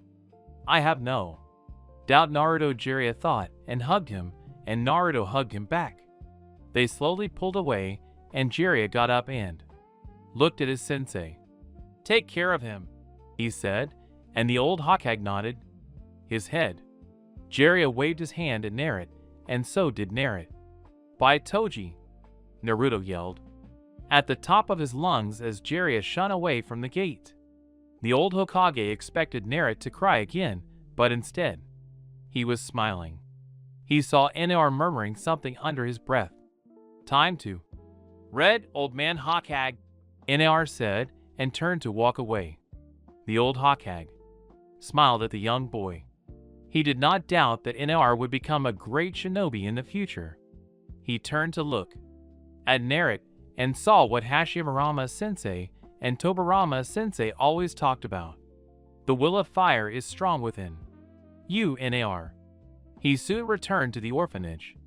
Much to his displeasure, he reached his room and didn't bother to look at the word demon written in front of his door. NAR hadn't asked his godfather why people treated him and hated him. Hokage would always change the subject. Naruto thought to maybe ask his godfather next time he sees him. Not having Toji here made the whole room feel colder. He looked at the frog wallet his godfather gave him today before he left. Naruto glanced down at the shirt the kind AIHA lady had given him. It was a black shirt with a symbol of fire in the back. He wore a second shirt since he felt cold. He went to the book about Fujitsu. He had finished the books about chakra, how it worked, and other things. The book for taijutsu. But that book wasn't that necessary to read, since the essential part of taijutsu was to train outside rather than read about different types. In the book for clans of Konoha and clans outside Konoha, Naruto read about Senju, Aiha Nara, Yamanaka, Nara, Akimichi, and many other clans. He looked at the title, The Art of Fujinatsu Level 1. He opened the book on the first page and his eyes went to the author's name, Yutari Uzumaki. Naruto's eyes widened at the last name. He had always thought he had no clan. His last name, Uzumaki, was just a random the Hokage had given him, and he was sure that neither the Hokage nor Tojiji had mentioned anything about an Uzumaki clan. He then remembered that nothing was mentioned about Uzumaki even in the book talking about the clans of Konoha. NAR wondered if maybe he was just looking too deeply into this. After all, Toji promised him to tell him about his mother once he returned. He smiled remembering that and started reading about Fujitsu. After 6 hours, NAR had read a quarter of the book. He found all this fascinating. To him looked easy. Naruto wanted to seal something in a scroll, but he had no brush to draw any seal, and he had no scroll, and he had no kai to seal anywhere. He shrugged his shoulders and decided to ask Hokage the next time he saw him. He kept reading and read that the art of Fujitsu was very hard to learn. The number of people mentioned to have been masters at Fu and Jutsu in Konoha could be counted with only the fingers of one hand. What is the limit? Naruto wondered if someone could steal other things other than ninja tools, like kunai or shurikens. He understood that. The book he was reading now, it had only the basics of Fu and Jutsu, but it still was the most extensive book compared to the other books. This book had even more pages than the book about clans. NAR shut the book and took the second book about Fujitsu. The Art of Fujitsu Level 2 and Level 3. He wondered how many levels there were, but he had only 2 books for now. NAR hoped the Toads would give him more. Next month, he smiled and decided to sleep since he was tired. After 4 days, NAR was reading the first book for the 3rd time now. He found the seals very interesting, but at the same time, he wondered why he had a seal on his tummy. NAR understood the weird drawn on his tummy was not a drawn, but a seal, but he couldn't understand why he had it. He understood seals are used to seal things. Some advanced seals were used to make traps. He wondered what he could have locked inside him. NAR was sure that it wasn't a shuriken or kunai. Naruto was using a pencil trying to write seals on a blank paper, but it wasn't working. He wondered if he needed a brush to write seals, or maybe he was doing something wrong. Naruto understood that he needed to unlock his chakra to do something, but wanted to try if he could do something before he unlocked his chakra, but he understood he needed to wait until he unlocked his chakra. NAR put the finger on his chin and decided to remove his shirt. He looked down at his tummy, but couldn't see the seal. He wondered if he could understand what was sealed in him. He knew he had to wait until it started glowing red, which was ultimately random as Naruto understood it so far. When Gigi comes, I will ask him how to unlock my chakra, Naruto said to himself and decided to go outside. NAR was looking as children of his age were playing with other children. They laughed and talked to each other. His bright face slowly disappeared. NAR hoped he could meet with his friends again, but he knew they had their own houses and had no business to visit the orphanage. He looked up at a roof where he could feel two Umbu watching him. NAR smiled at them and was half convinced to wave his hand at them. One of the Umbu had a mask that looked like a dog. He saw Narit waving at them, and he wondered how the kid could know they were there.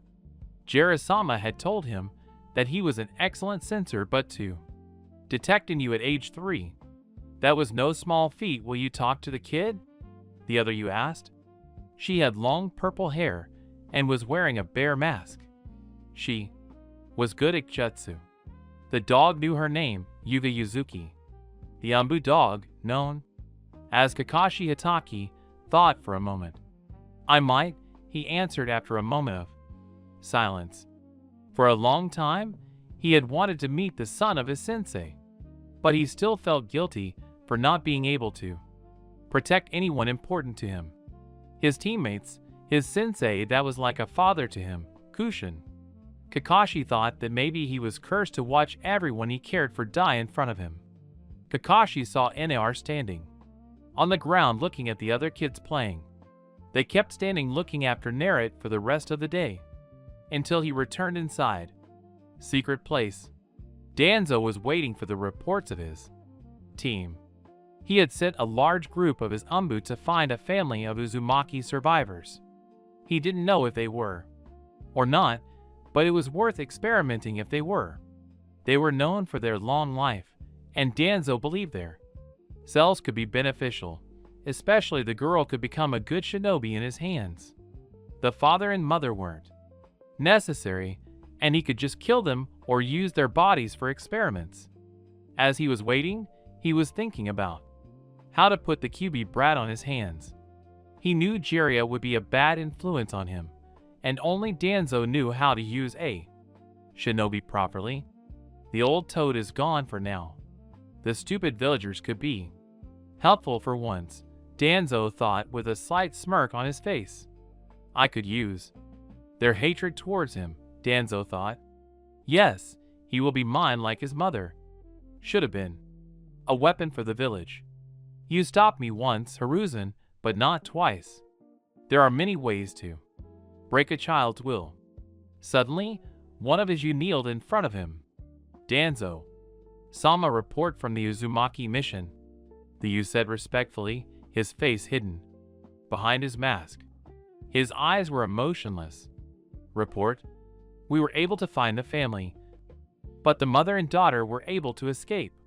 We tried to capture the father, but in his last breath, he activated a seal that destroyed his body. We lost 6 men, sir. We left 20 you looking for the child, but it started raining and we couldn't follow them, he reported. Danzo was disappointed at his men, but he wondered what he meant. What do you mean? Why rain didn't let you follow them? Danzo asked, quite interested. I don't know, Danzo-sama. Our sensors couldn't detect them anymore. And 3 you fell dead in the ground after a minute of walking around the rain, he replied. Now, Danzo was quite shocked. Interesting jutsu. Someone must be pretty capable of using water jutsus to be able to make rain. I want my new weapons found. I want both the girl and the woman alive. Asher Uzumaki 3 days later. We have been in the run for a week now. The ground was all muddy. Her legs were itching everywhere. Her clothes were full of mud around. Her mother would once a day wash her clothes with her water jets. Asha couldn't understand why this was happening, why the weird shinobis attacked them. They were peaceful people and did nothing except fishing. Her mother was getting more tired each day. She would leave her with a clone at least 3 times a day and return when she found something to eat. Kat-chan, when will Tuchan return? Asha asked, not understanding where her father was. Her mother's eyes were saddened for a moment, and Asha was sure she would cry. She was about to apologize. He will return soon, Asha. He just has something to do with the ninjas that came to our house. She replied and fought back her tears. Asha knew her mother wasn't telling her the truth, but decided not to ask more questions. They were using a tree to cover themselves from the rain. Looking at the rain now, Asha wondered why it hadn't stopped raining since they left their home. Why is raining so much? It helps Ashen. This way, the bad people won't find us. Her mother replied, tired and breathing heavily. Kakin, where are we going? She asked with a tiny voice. She felt her mother's hand on her long red hair. To a new home, my sweetheart, she replied kindly and removing the dirt from her hair. Asha didn't want to leave her old home. She was happy there with her cat Chan and Tuchan. She always thought that her home was the most beautiful home to exist. She remembered the sea close to their home and would sometimes just stare at the sea near their house. It was beautiful. She always liked it and occasionally would dream as the sea was talking to her. Outside her home was a treehouse that she sometimes would hide when she played with her parents. Asha didn't want any other home. The tiny house close to the ocean and with a treehouse was the best home. She felt hot tears in her eyes when she thought about her house, almost like her mother could feel her sadness. What's wrong, sweetheart? She asked, and making her daughter turn her face to her. I want to return to our home, she replied, tears rolling down her cheek. Her mother's smile slowly disappeared. I know that, but we will soon have a new home. You will love it, she replied, in a tired voice. Asha noticed her mother looked very tired now, and she saw that it had stopped raining now. She was breathing heavily. Her legs could hardly bring her to this point, but she knew they needed to leave soon. We need to leave, she said in a serious tone. She slowly tried to stand on her feet and used the tree close to her to stand. Kakin, you're tired. We should rest, her tiny Ruby said. She smiled, but knew they didn't have time to rest. She put a smile on her face for her daughter. She couldn't let her get scared. Don't worry, I'm well rested now, she replied and grabbed her hand, and they left towards their new home. Nico Uzumaki, after 3 days, she felt exhausted. That's the only thing she felt. Her legs felt numb. Her skin was irritated everywhere. She would catch up on blood every few hours. Nico made sure her daughter wouldn't see her, but she knew her face was getting paler. Her red hair had started losing its color. They had begun becoming gray, losing their pigment. She couldn't understand why all this was happening.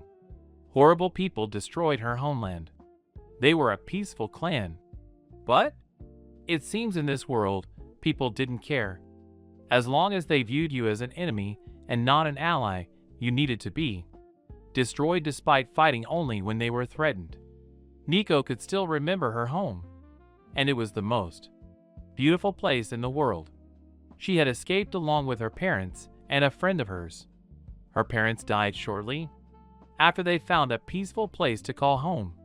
Ryoho Uzumaki is her friend, then her lover, and then her husband. He was all she had for so many years. Their love grew when their family grew. Her daughter Asher Uzumaki, or as Ryoho liked to call her, his Ruby, Nikiko, didn't know why he called her like that, but Asha always liked when Ryo called her that. Nico was sure that she had found her new home. She had a family that she loved, but people still remembered the Uzumaki clan. People still remember their abilities. Nico felt multiple people coming towards them. She swallowed a huge breath. She was scared, but for her daughter, not herself. I won't let these monsters take my baby, Nico thought, angry. She clenched her teeth and took all her courage. She grabbed Asha's hand and put her to hold behind her back. Nico glanced at her daughter. She knew her tiny Ruby was scared. Just hold tight, my baby. I will protect you, she promised and started jumping from tree to tree. The ground was still muddy. Despite that, she stopped her jutsu 3 days ago. As they made their way, she felt a kunai flying towards them. A chain quickly came out of her hand and blocked the blade. But she knew whoever threw that wasn't alone. She felt her senses skyrocket. She promptly landed on the ground, avoiding a fireball jutsu that burned the tree she was standing on. "Mama!" her daughter screamed. Scared, Nico looked around and saw herself getting surrounded by at least 20 shinobi. All of them were wearing masks. Nico knew they were Umbu, but she felt that something was off with them. Her daughter covered her face and her back, not daring to look at the shinobis surrounding them. She was crying. Nikiko narrowed her eyes at the Umbu.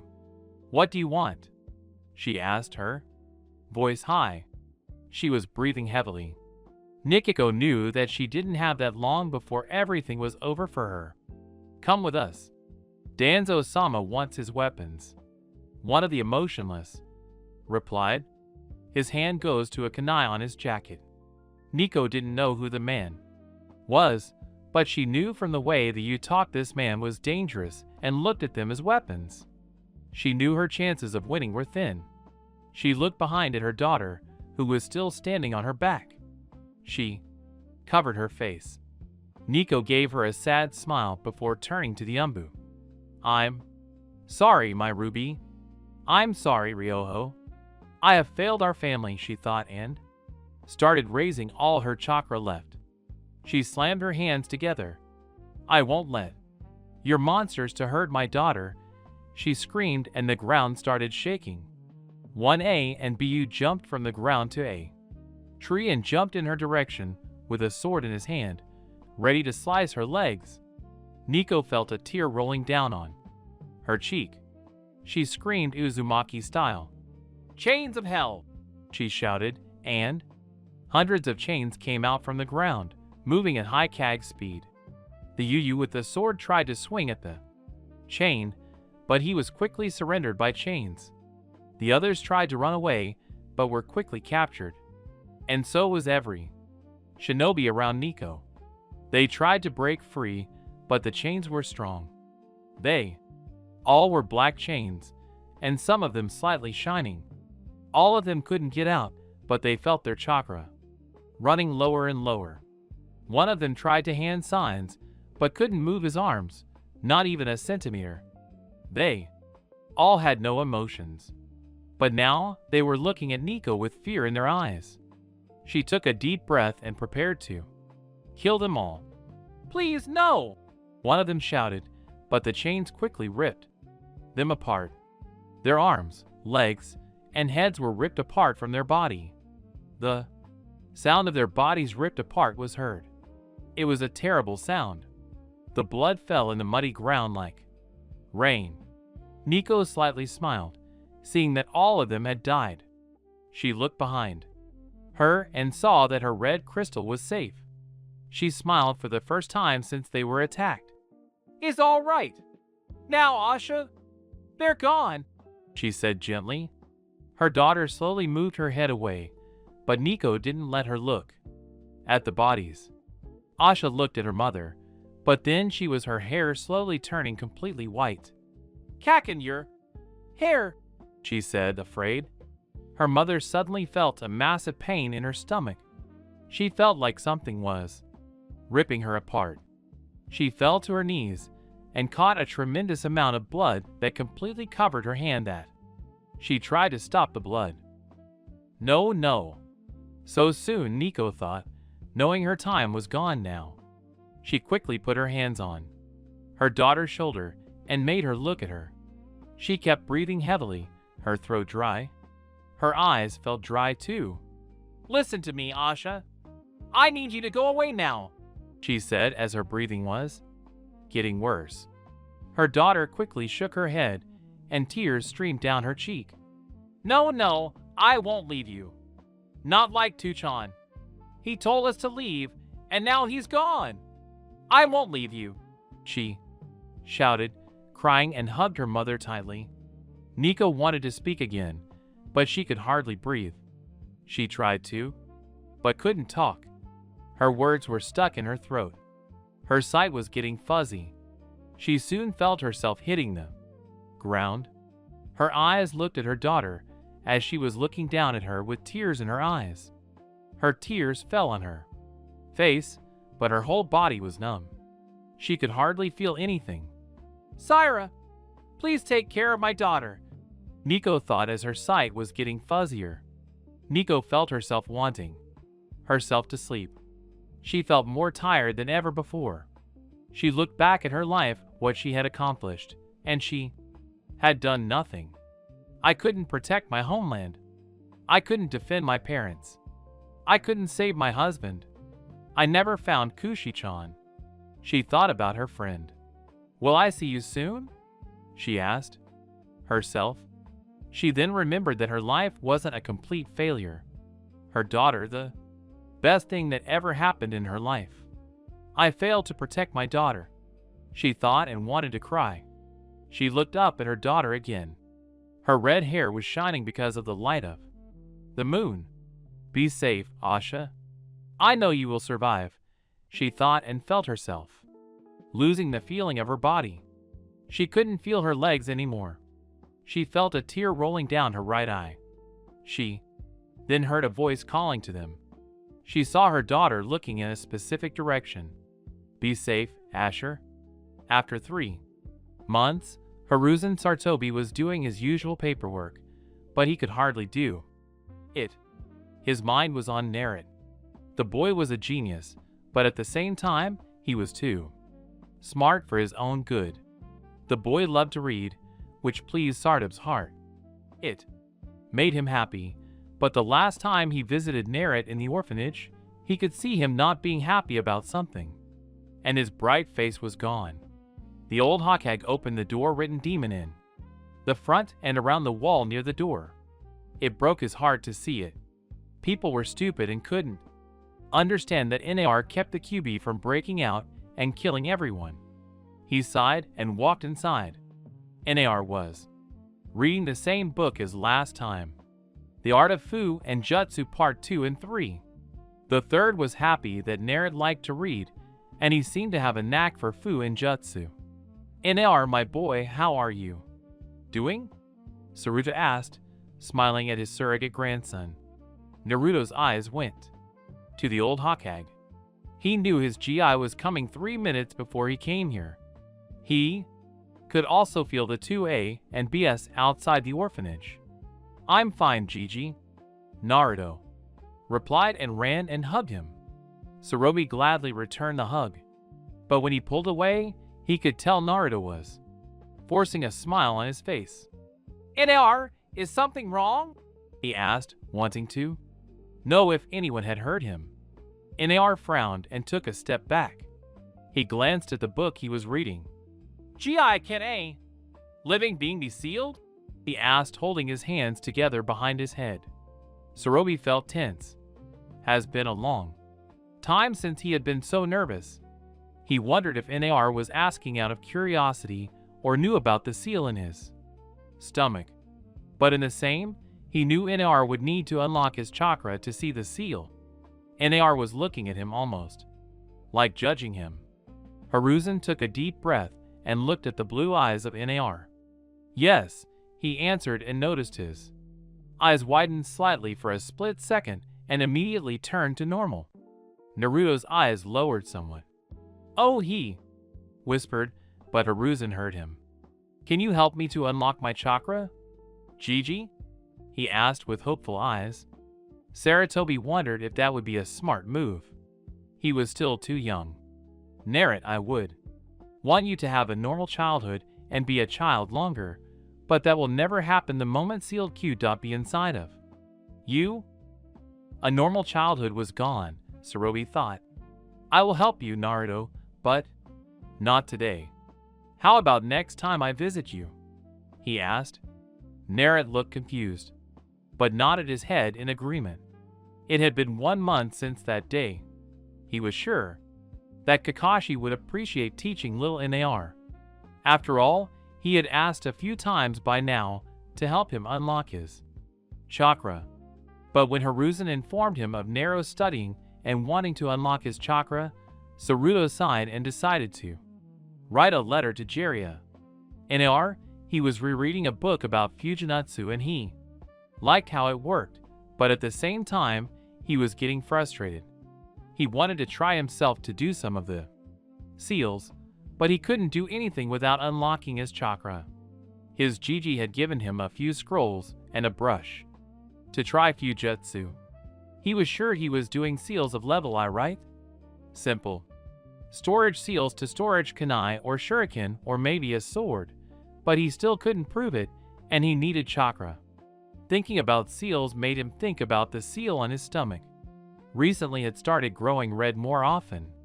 He didn't know why and hadn't asked his Gigi why, but now NAR was sure that there was a connection between him and the QB. Is the QB sealed inside of me? NAR asked himself and put the finger on his chin. The QB was a giant demon. Could a seal hold down the Q.B? NAR asked himself. Does everyone else call me a demon? Except for Gigi, Godfather, and my friends. Everyone else looks at me like I'm a demon, Naruto thought sadly. Like everyone else, he had heard about the QB attack on October 10th, almost 4 years ago. At that moment, Naruto remembered that his birthday was on the same day as the Q.BI attack. His eyes looked at the calendar in the room, and today was October 3rd. He started breathing heavily and putting his little hand on his stomach. No, NAR thought as hot tears were developing in his eyes. The looks of hatred, Naruto said to himself and remembered them very clearly. Tears were now streaming down on his cheek and falling on the cold floor. No, NAR screamed and fell on his knees, crying his heart out, holding his stomach with his hand. Why? Why? NAR asked out loud at no one in particular. He sealed QB inside me, NAR thought, with wide eyes. Everyone always said that the fourth had killed the demon, but he knew now that was all a lie. When he had asked his Gigi, and when he received his answer, he thought he had some sort of connection with the QB. But now he knew. The demon fox was sealed inside of him. NAR fell to the cold ground and hugged his legs. Hot tears are still on his face. Toy, please come here soon, he begged quietly. He stayed like that for a long time. He didn't know how long. All he could think of was, why him? Was he special? Suddenly, he heard the rain outside. His eyes then went to look outside the window, and it was raining even more harshly now. The sound of rain falling on the ground and the roof of the orphanage could be heard. NAR wondered why it seemed to always rain whenever he was upset. He walked closer to the window but couldn't clearly see. He then picked up a chair and climbed on it to have a better view. His eyes went on the two bus hiding on the roof of a building close to the orphanage. He waved his hands at them knowing they would see him. He then noticed that it had started snowing. NAR was confused. Where was the snow coming from? He was sure it wasn't cold enough to start snowing. That does put a smile on my face, NAR thought looking at the snow. He sighed and decided to return to the bed.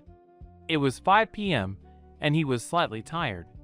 After 1 week, Naruto knew today was his birthday.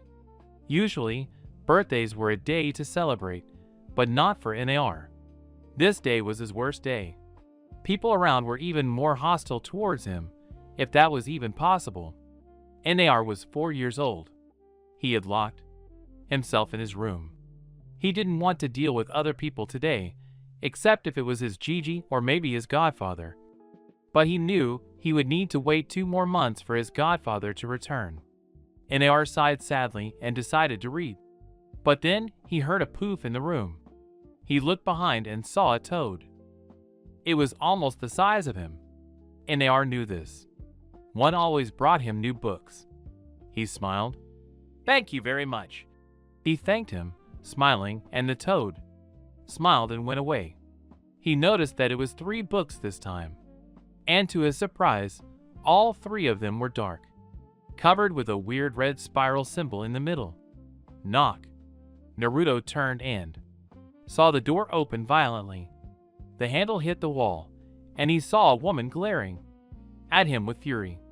He knew that looked way too well. He was about to ask what was the problem when she just rushed at him and slapped him across the face. He felt his ears making weird noises on his head. His head had hit the floor and was bleeding slightly. The woman grabbed his hand and started dragging him away from the room. Nar tried to fight back, but he was only 4 years old. His weak legs and hands couldn't hold anywhere.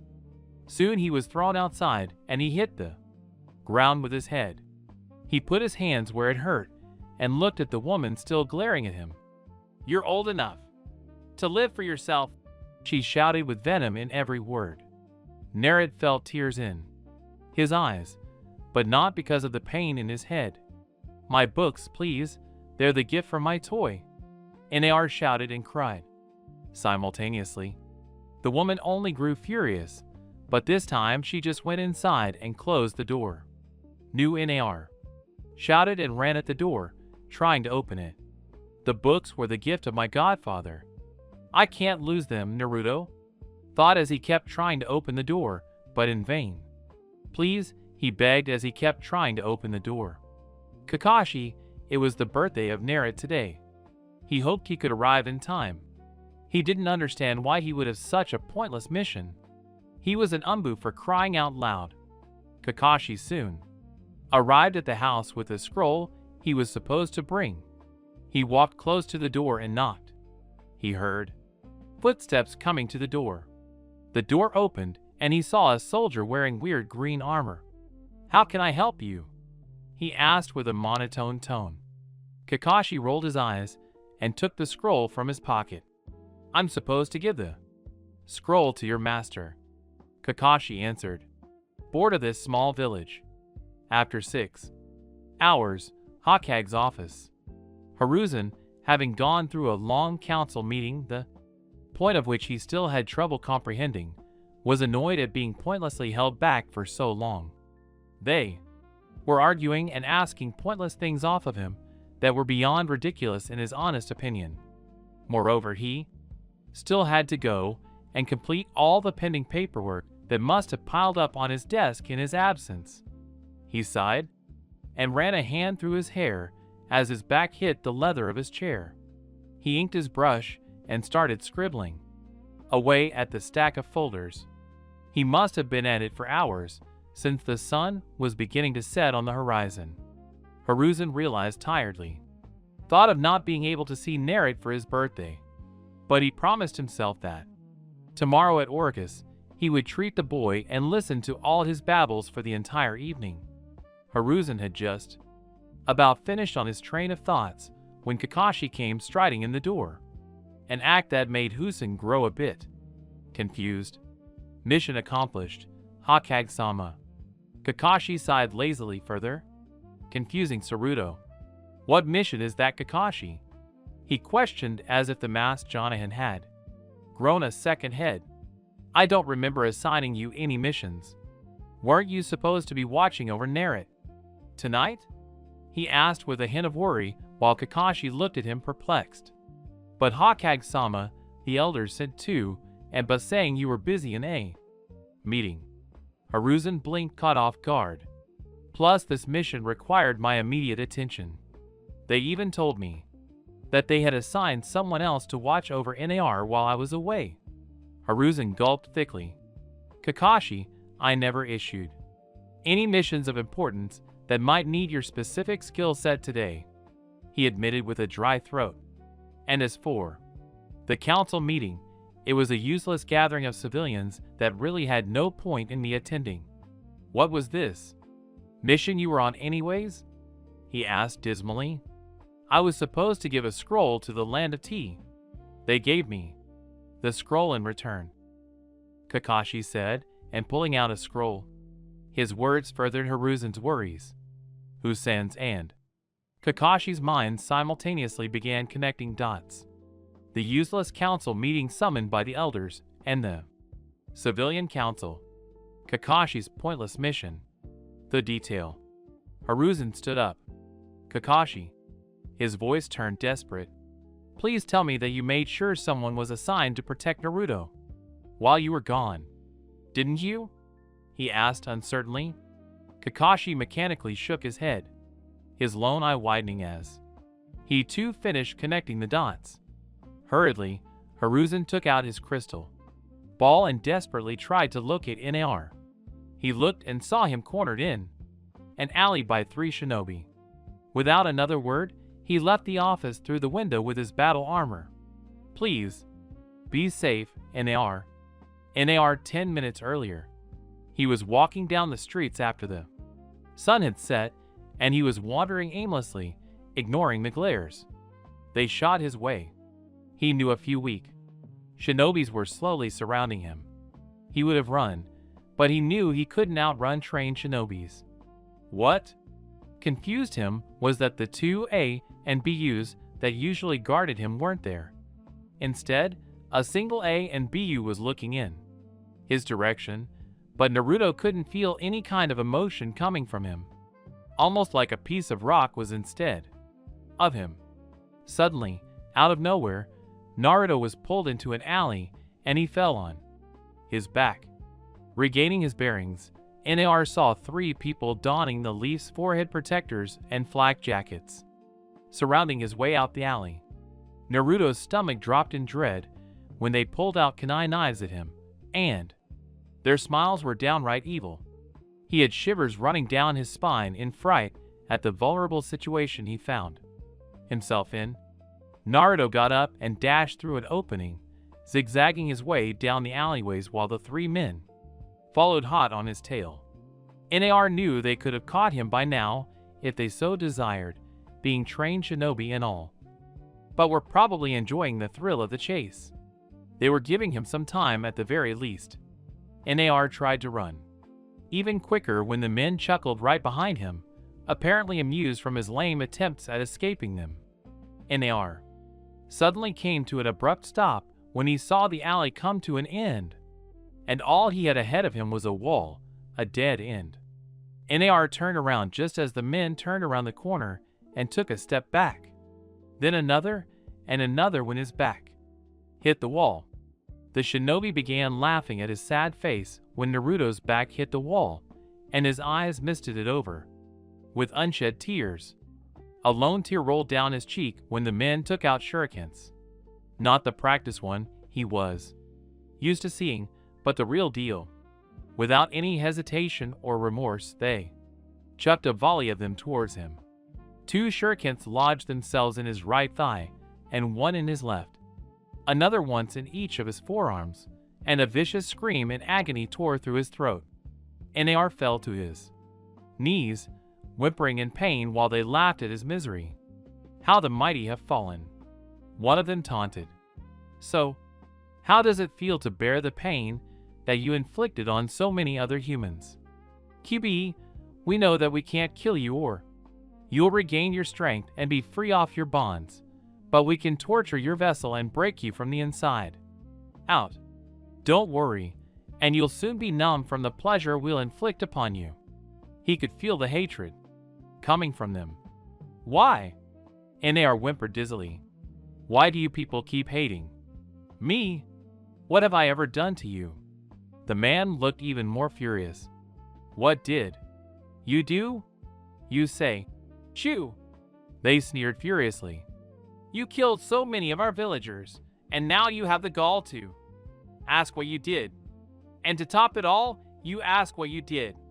As soon as those words were said, Neri glared back, his eyes slowly turning red, his whiskers showing more, his nails slowly growing, and his seal started glowing red like blood.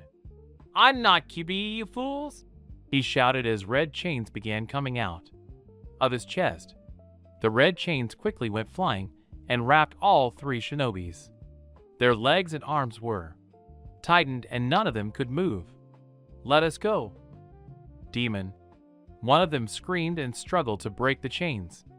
Naruto's eyes were red like blood. The chains only tightened around them. Soon, they started screaming in pain as bones were broken and shattered by the chains. NAR could hear the snap sound coming from the bones. The shinobis were feeling weaker as their chakra was getting lower and lower. Naruto had 8 chains coming out of his chest, and slowly a 9th one came out and flew towards one of them and pierced him through the chest. The soldier fell to the ground, and at that moment blood came out of his mouth. He was struggling in the ground, coughing blood and trying to stop the blood as he was drowning in his own blood. Naruto felt like he now was awake.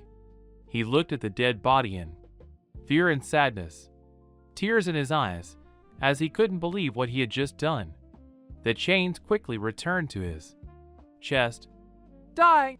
Both of them shouted and threw shurikens at him despite the massive pain around their legs and arms from the broken bones. As this was happening, NAR looked at his tiny hands. The blood had flown to his face and hands. "What have I done?" NAR said to himself. He felt like a monster. What would Gigi think of him?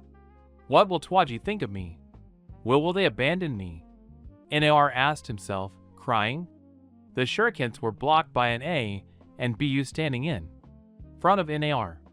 He could feel his Gigi was here now. The 2 shinobis were in the ground now.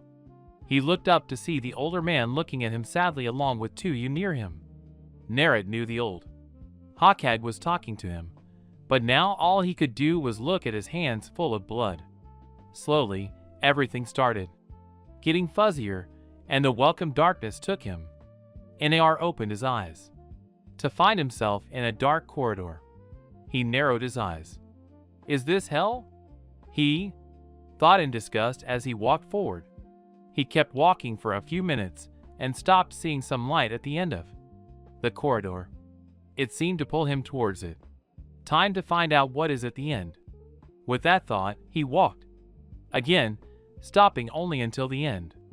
It was a huge room, so vast it was that the ceiling was impossible to find. The floor was wet. He looked around, his eyes seeing black stone and nothing more. But the elephant in the room was a large iron bar door with a paper that said seal. He gazed at the piece of paper, resignation written in his eyes. His azure eyes looked past the cage, looking for what he knew was in the cell. He was just waiting for the QB to open his eyes. Based on what he had read, QB was a being of pure hatred and evil. A mindless beast can destroy a scale he never dreamed of. But NAR was skeptical when he read that. He might get to see it for himself now. A growl sounded from the cage, sending a breath of hot air into Naruto's face. NAR steeled himself. Despite the cage separating him from the beast within, an enormous red eye opened, causing NAR to tense up. The eye looked at him as if evaluating him. The eye then started to rise, causing NAR to look up at the massive form. The QB had orange, silky-looking fur with black markings around. His eyes connected to his, funnily enough, rabbit-like ears. The upper body was humanoid, including the hands. The lower body was like a fox, barring the 9 long swaying tails in the back. The fire was the closest thing they looked like. The red slitted eyes looked him closely with a hint of malice. Naruto spoke first. "You're QB-sama," Naruto said, afraid, but at the same time wanting to show respect. He knew the QB was the reason he was hated and why. His parents were dead. But at the same time, even he wouldn't want to be inside a prison. The QB looked slightly shocked by the way the tiny human greeted him. "So, my jailer has finally honored me with his presence," QBI replied with a humorless chuckle at the end. NAR nodded his head. "Why are you sealed inside me?" he asked, knowing from before that QB was sealed inside. The giant fox narrowed his eyes slightly and showed his teeth. "You don't sound surprised to see me here, but when you remember the number of books you read, I'm surprised you haven't died from a headache," Q said as he was slowly walking in front of the cage. All his tails could be seen. As for your question, you should blame your father, the fourth Hokage who sealed me inside of you. He answered with anger in his tone, and focused on seeing the brat's reaction.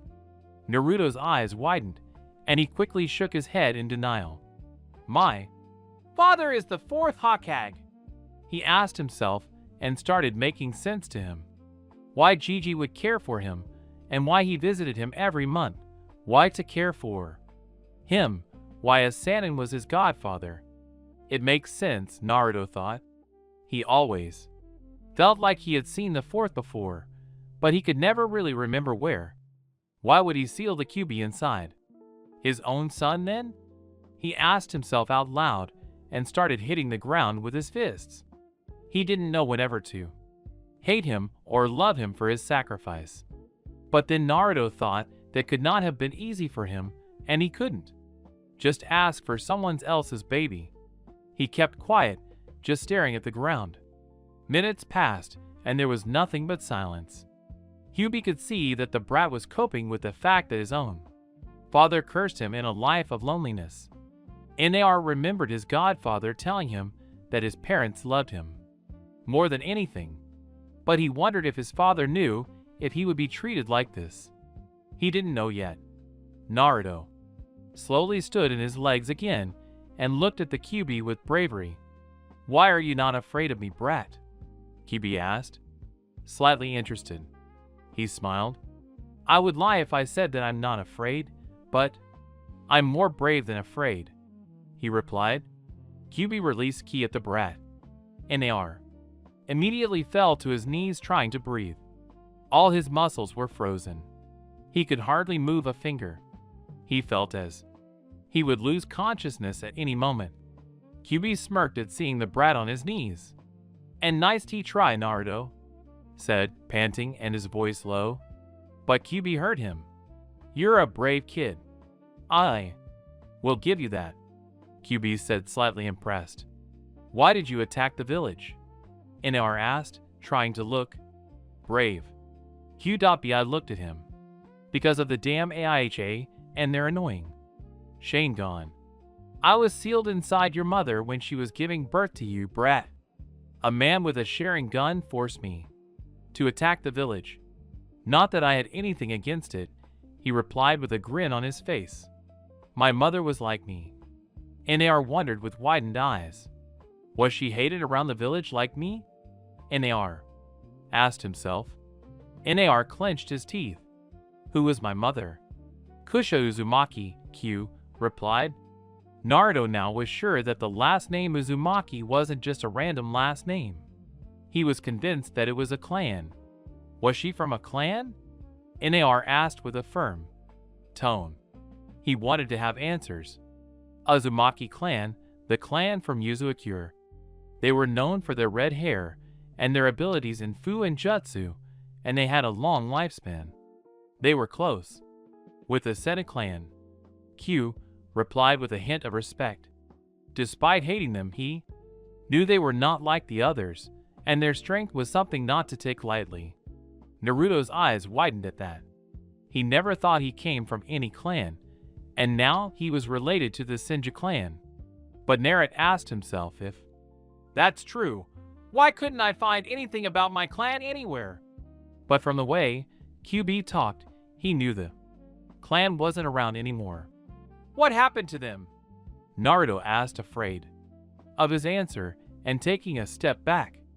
I don't know exactly. All I know is that your mother mentioned a few times that Kumo Iwa and Kiri banded together and destroyed them. He responded and wondered if this would bring hatred in his heart. Nar was saddened. Everyone from his clan was gone. His parents gone. He was alone in a village that hated him for something he had no control over. He knew he had his godfather and Gigi. He quickly raises his head high. I will bring the Uzumaki clan back. I won't let it be forgotten. He promised with a high tone and with a smile and with a fist on his heart. QB looked impressed by his promise. For a second, he felt like his father was smiling at him instead of the brat.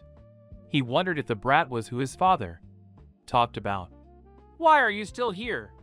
QB asked, interested in why the kid was still here. Naruto swallowed a huge breath. He looked at the QB in the eyes almost like he wanted to challenge him. "Because I want to be friends." Q.B. looked at the little brat after he answered why he was still here. He grew angry and started releasing ki at the brat. The effect was immediate. The brat fell on his knees, finding it very hard to breathe. He was sweating heavily. He growled, and his growl was heard throughout the whole room. "Why do you think I would want to be your friend, brat?" QB asked furiously, showing his teeth to the brat. The little boy was panting. Took a whole minute for the brat to catch his breath and slowly stood on his legs, finding it hard to even stand on his legs. In our eye, the QB, he took a huge breath, and to Q.B's surprise took a step forward and looked at his eyes sadly. "It hurts, doesn't it?"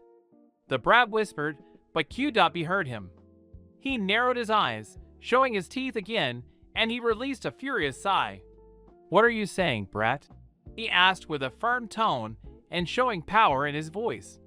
The water on the floor looked to be shaking because of his voice and power.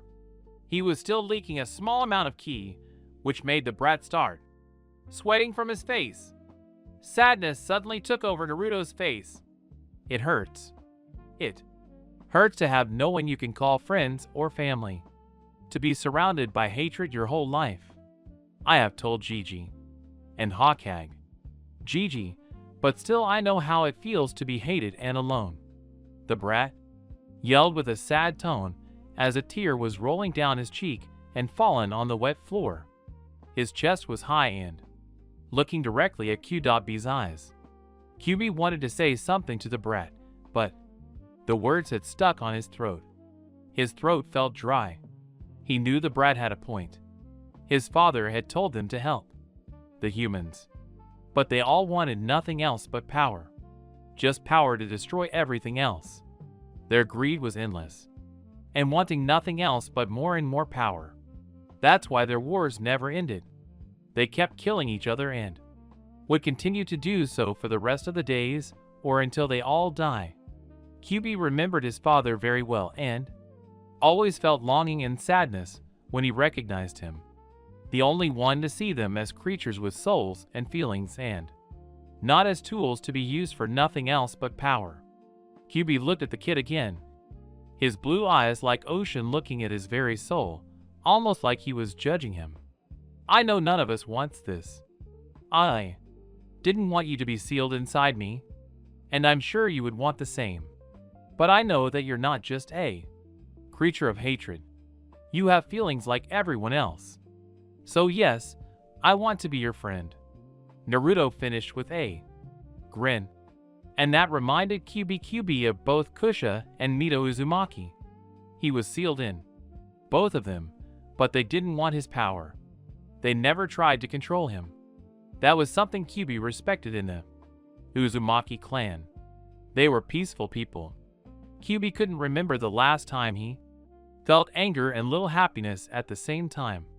He felt angry because he hated humans and happy because the kid in front of him looked at him for a living creature. He could feel Naruto meant what he was saying and not just saying empty words like almost everyone else. QB stood up on his fours and strolled to the end of his cell. His whole figure was visible, and Naruto looked surprised to see how large he was. Now he understood why people said a single tail of the QB was strong enough to destroy a mountain. Q looked down at the brat. He knew himself that the brat had suffered. Hell, he even remembered bad things that not even NAR could remember that ever happened before. It just reassured him that humans were the real monsters and not them. To hurt a child and smile like you just did something incredible. Kurama looked at Naruto's figure, evaluating him. So far, he thought of NAR as a smart kid with a cool head on his shoulder. "Father, you said we should help the humans. I will. Give this brat a chance." Q.B. thought with a sad smile on his face, remembering him much to Naruto's surprise. NAR was still looking up at Q.bi. He could feel and see different emotions flashing through his red eyes. To him, it reminded him of Toji when he said goodbye to him.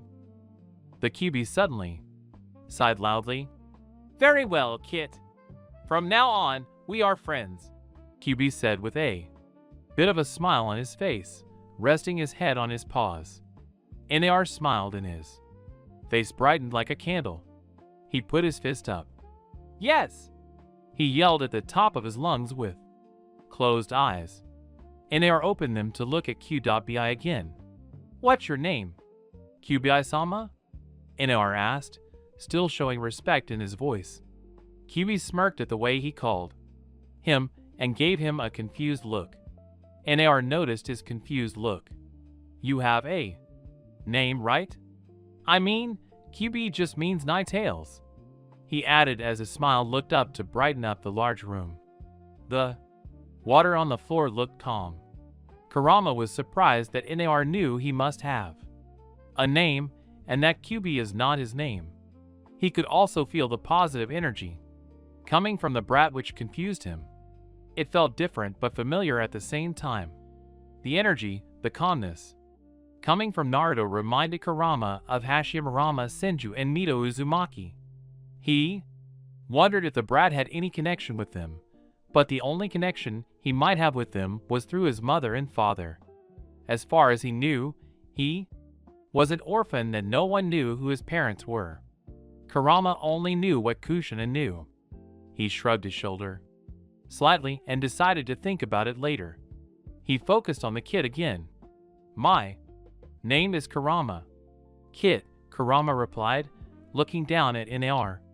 NAR smiled that he knew his name, but at the same time, he knew Q.bi wouldn't just tell his name to anyone. He raised his head. "Well, Kurama-san, I'm Naruto Uzumaki. It's nice meeting you." He introduced himself with an open hand on his chest. Kurama chuckles at his childlike behavior. He thought that it would be less horrible to have someone to talk to, and perhaps with time. "Well, since we're friends, I want you to walk close to the bars and remove a bit from the seal." "A fingernail would be enough," he requested. NAR looked confused and raised an eyebrow at his request, but just decided to do it. He slowly walked to the bars and water raised him to the seal. He glanced at Q.bi before putting his finger at the top of the seal. He was about to remove a bit when he suddenly felt a presence inside the big room. Suddenly, his hand was grabbed and he was thrown down on the floor. Naruto didn't know who this was, but could feel this one was strong. He looked up to see blue eyes like his staring at him. At first, he didn't understand who this person was and how was he here, but then he went to his hair and face. NAR felt himself freeze when he understood who he was looking at. The long yellow spiky hair reached his shoulders, blue eyes like his, and the white coat with fire painting at the bottom and the word Yendame forth Hokage written. His mouth opened and closed, not knowing what to say or even think. He looked at his hand, reaching down at him. His small hand slowly grabbed his big one, and the Yendame helped him up. He was still speechless. He wanted to say something, but all the words had stuck on his throat.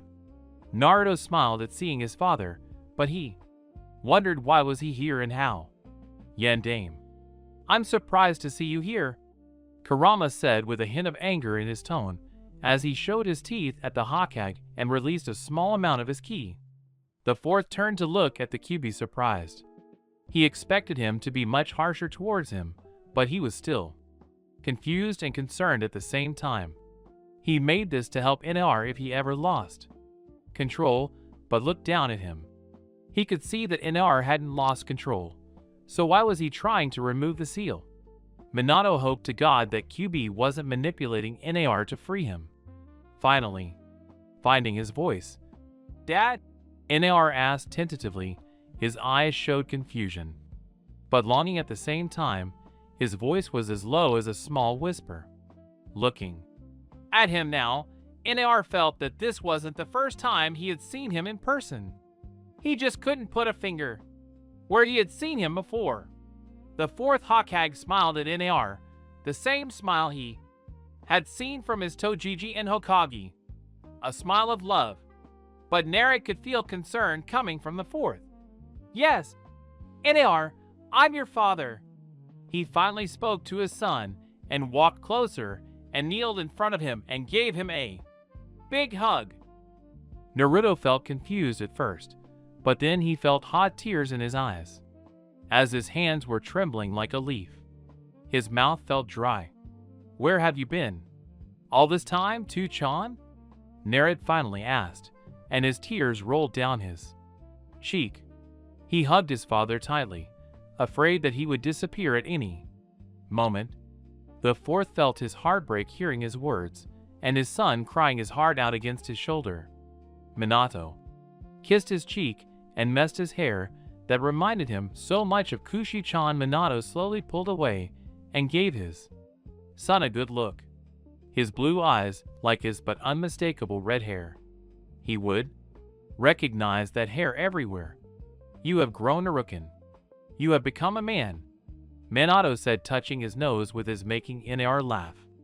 To NAR, it felt good to have someone to call Tu-chan finally. He was sure this was a dream. He would soon wake up in the orphanage in the cold bed alone like always, having no one around to talk to. Where have you been all this time, Tu-chan? Why did you and Kat-chan have to leave me alone? Do you know how much I missed you both? How much I wanted to have someone call Tu-chan and Kat-chan. And then he stopped talking and couldn't stop crying. Naruto wasn't sure if he was happy or angry to see him. Minato gave his son a sad smile and put a hand on his head. I know he left you alone, and there's no excuse for that. A parent's job is to always be there for his children, he said with sadness, knowing from Naruto's voice that he was hurt. His son said nothing to that and just kept clearing away tears from his face with his hand. Tell me, NR, do you not live with anyone? Minato asked, and not wanting to receive the answer. He knew he would. He hoped that Shikaku or Jiraiya Sensei was raising him. After a few moments of silence, Naruto shook his head, not knowing what to say, his head down and looking at the floor. Minato felt like another stab in the heart. He was about to ask again.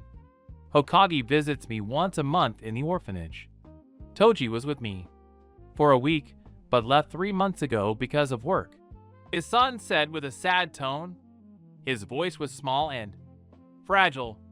Minato felt a hint of happiness that his sensei had at least visited NAR and not forgotten about him and left him alone. He would want him to raise NAR. But Minato wondered where Tsunade was. NAR, what about Sod? Is she not with you? He asked, confused and leaning his head closer. NAR looked up at his father in confusion. Why was his father mentioning Tojiji's teammate? She's not with me, he replied curiously, and thinking if he could have someone else to call Fall family. Minato sighed sadly. She's your godmother. I don't know why she isn't with you, he replied sadly, thinking of a reason why Tsunade would not stay to take care of NAR. Perhaps she was too heartbroken. She was a good friend with Kushi, and Minato found it suspicious that she would not stay to raise NAR. He decided to put that thought away. For now, there was something else he needed to ask, and he knew he didn't have that long. NAR, tell me, why were you trying to remove the seal? He asked kindly, but NAR could hear the seriousness in his tone. He was about to reply when Kurama spoke. Yandane, he spoke with a firm tone and with a slight hint of anger still in his voice, grabbing everyone's attention. Minato turned back to look at Q, and Naruto's eyes went to Kurama. I wanted to be able to talk to Naruto. That's why I told him to remove a small part of the seal, Kurama answered, glaring daggers at the fourth. Naruto could tell that Kurama wasn't a big fan of his father. He saw his father glaring at Kurama, not trusting a word, but he quickly walked between him and Kurama, grabbing his attention. Minato looked surprised to see Naruto do that, and Kurama was even more so. "Kurama is my friend, Tuchan." Naruto spoke with a high tone and firm, leaving no place for arguments. Minato's eyes widened slightly. Kurama smiled at the brat and nodded his head at the Hokage, confirming what Naruto said was true. Minato was about to say something when he saw his body slowly disappearing. Nar immediately alerted and ran at his father. "Tuchan!" He screamed and hugged him. "Nar, I will be leaving now, but remember that I love you with all my heart and I'm proud of you. Hiruzen has a few techniques that belong to you. Time will come when you meet your mother too and be happy," he said with care and love in his tone. His hand slipped through Naruto's shoulder. Still hugging him, Naruto nodded his head. "Yes, Tuchan. And don't worry, I am studying. I will become better than you. I have friends and we'll have a family one day," he promised as Minato disappeared with a smile on his face, leaving Naruto looking at the place where Minato was. Silence took over the large room and Kurama was growing concerned. He noticed the water on the floor was having small waves and the temperature seemed to lower and felt cold. "Nar?" he asked concerned. Nar slowly turned to Kurama. He raised his head and looked at the fur ball with a smile that he had never had before. The sadness was gone and his face was as bright as the sun. "I'm fine, Kurama," he said, as the warm feeling and the positive energy could be felt again by Kurama confusing him. "Again? What is this? Why am I having this feeling?" Kurama asked himself. After a few moments, Nar remembered he still needed to remove a bit from the seal. Nar walked back to the bars and removed a small part of the seal. He could feel Kurama's chakra around, and it was dense and more than before. Suddenly, Naruto disappeared from the mindscape. Kurama knew the time for him to wake up had come. He couldn't help but smile. Perhaps this one isn't worthless, Kurama thought and decided to rest. "Well, father, I'm doing what you told us to," Kurama thought with a smile on his face. Secret place. In a large room, Danzo was sitting on a chair and waiting for reporters. Soon an Umbu kneeled before him. "Report." Danzo ordered his weapon with an emotionless tone. The youth kept his head down and started talking. "I'm sorry to inform you, Danzo-sama, but both plans have failed," he informed, and Danzo gritted his teeth in frustration. His grip tightened around the chair. The QB brat was followed by the 3 shinobis, but the demon used chakra chains to tie them and kill one of them, giving the third enough time to go to him, he said, emotionless and still keeping his head down. Hearing the answer, Danzo was intrigued. Perhaps having the QB wasn't the only useful thing his future weapon had in store. He put his finger on his chin. "What about the girl and her mother?" he asked, since it had been some time since his squad reported back. "Nothing, Danzo-sama. No news." "Should we send O to check?" he asked, his voice still emotionless. Danzo thought, but decided against it. If his squad of 20 weapons had fallen, then maybe he had underestimated the Uzumaki. He shook his head in denial and made a sign with his hand for him to go away. The Yu left, leaving Danzo alone in his thoughts. "I should try again, and once that is done, winning his loyalty will be easy," Danzo thought with a slight smirk on his face, and decided to visit his old friend. Nar. His eyes slowly opened. Nar could only see white. First, his eyes then went to the window, close to his bed. The sun was shining high in the sky, and the trees and grass shone with life. Relaxed Nar. His muscles around his hands were hurting. He moved his hands slowly, trying to get up. Only Then did Naruto notice Hokage Jiji sleeping in a chair close to his bed. His body was resting on the chair and his head was on the edge of the bed. Nar slowly smiled that his Jiji had stayed for him. He now understood where he was. I'm in hospital. Was all that a dream? Nar asked himself, and hoping that it wasn't. It was no dream. Brat Kurama's voice was suddenly heard. Kurama, is that you? Wow. It's good to know that wasn't a dream, Naruto replied, smiling. But his voice was heard throughout the room. Don't talk out loud, idiot. Just think of what you want to say and I will hear you. Kurama immediately replied and shaking his head in Naruto's stupidity. Nar understood and mentally nodded his head at the giant fox. His mind then remembered his father being the fourth Hokage and his mother being of the Uzumaki clan. He wondered why wouldn't his Jiji and Tojiji tell him? Maybe I'm still too young.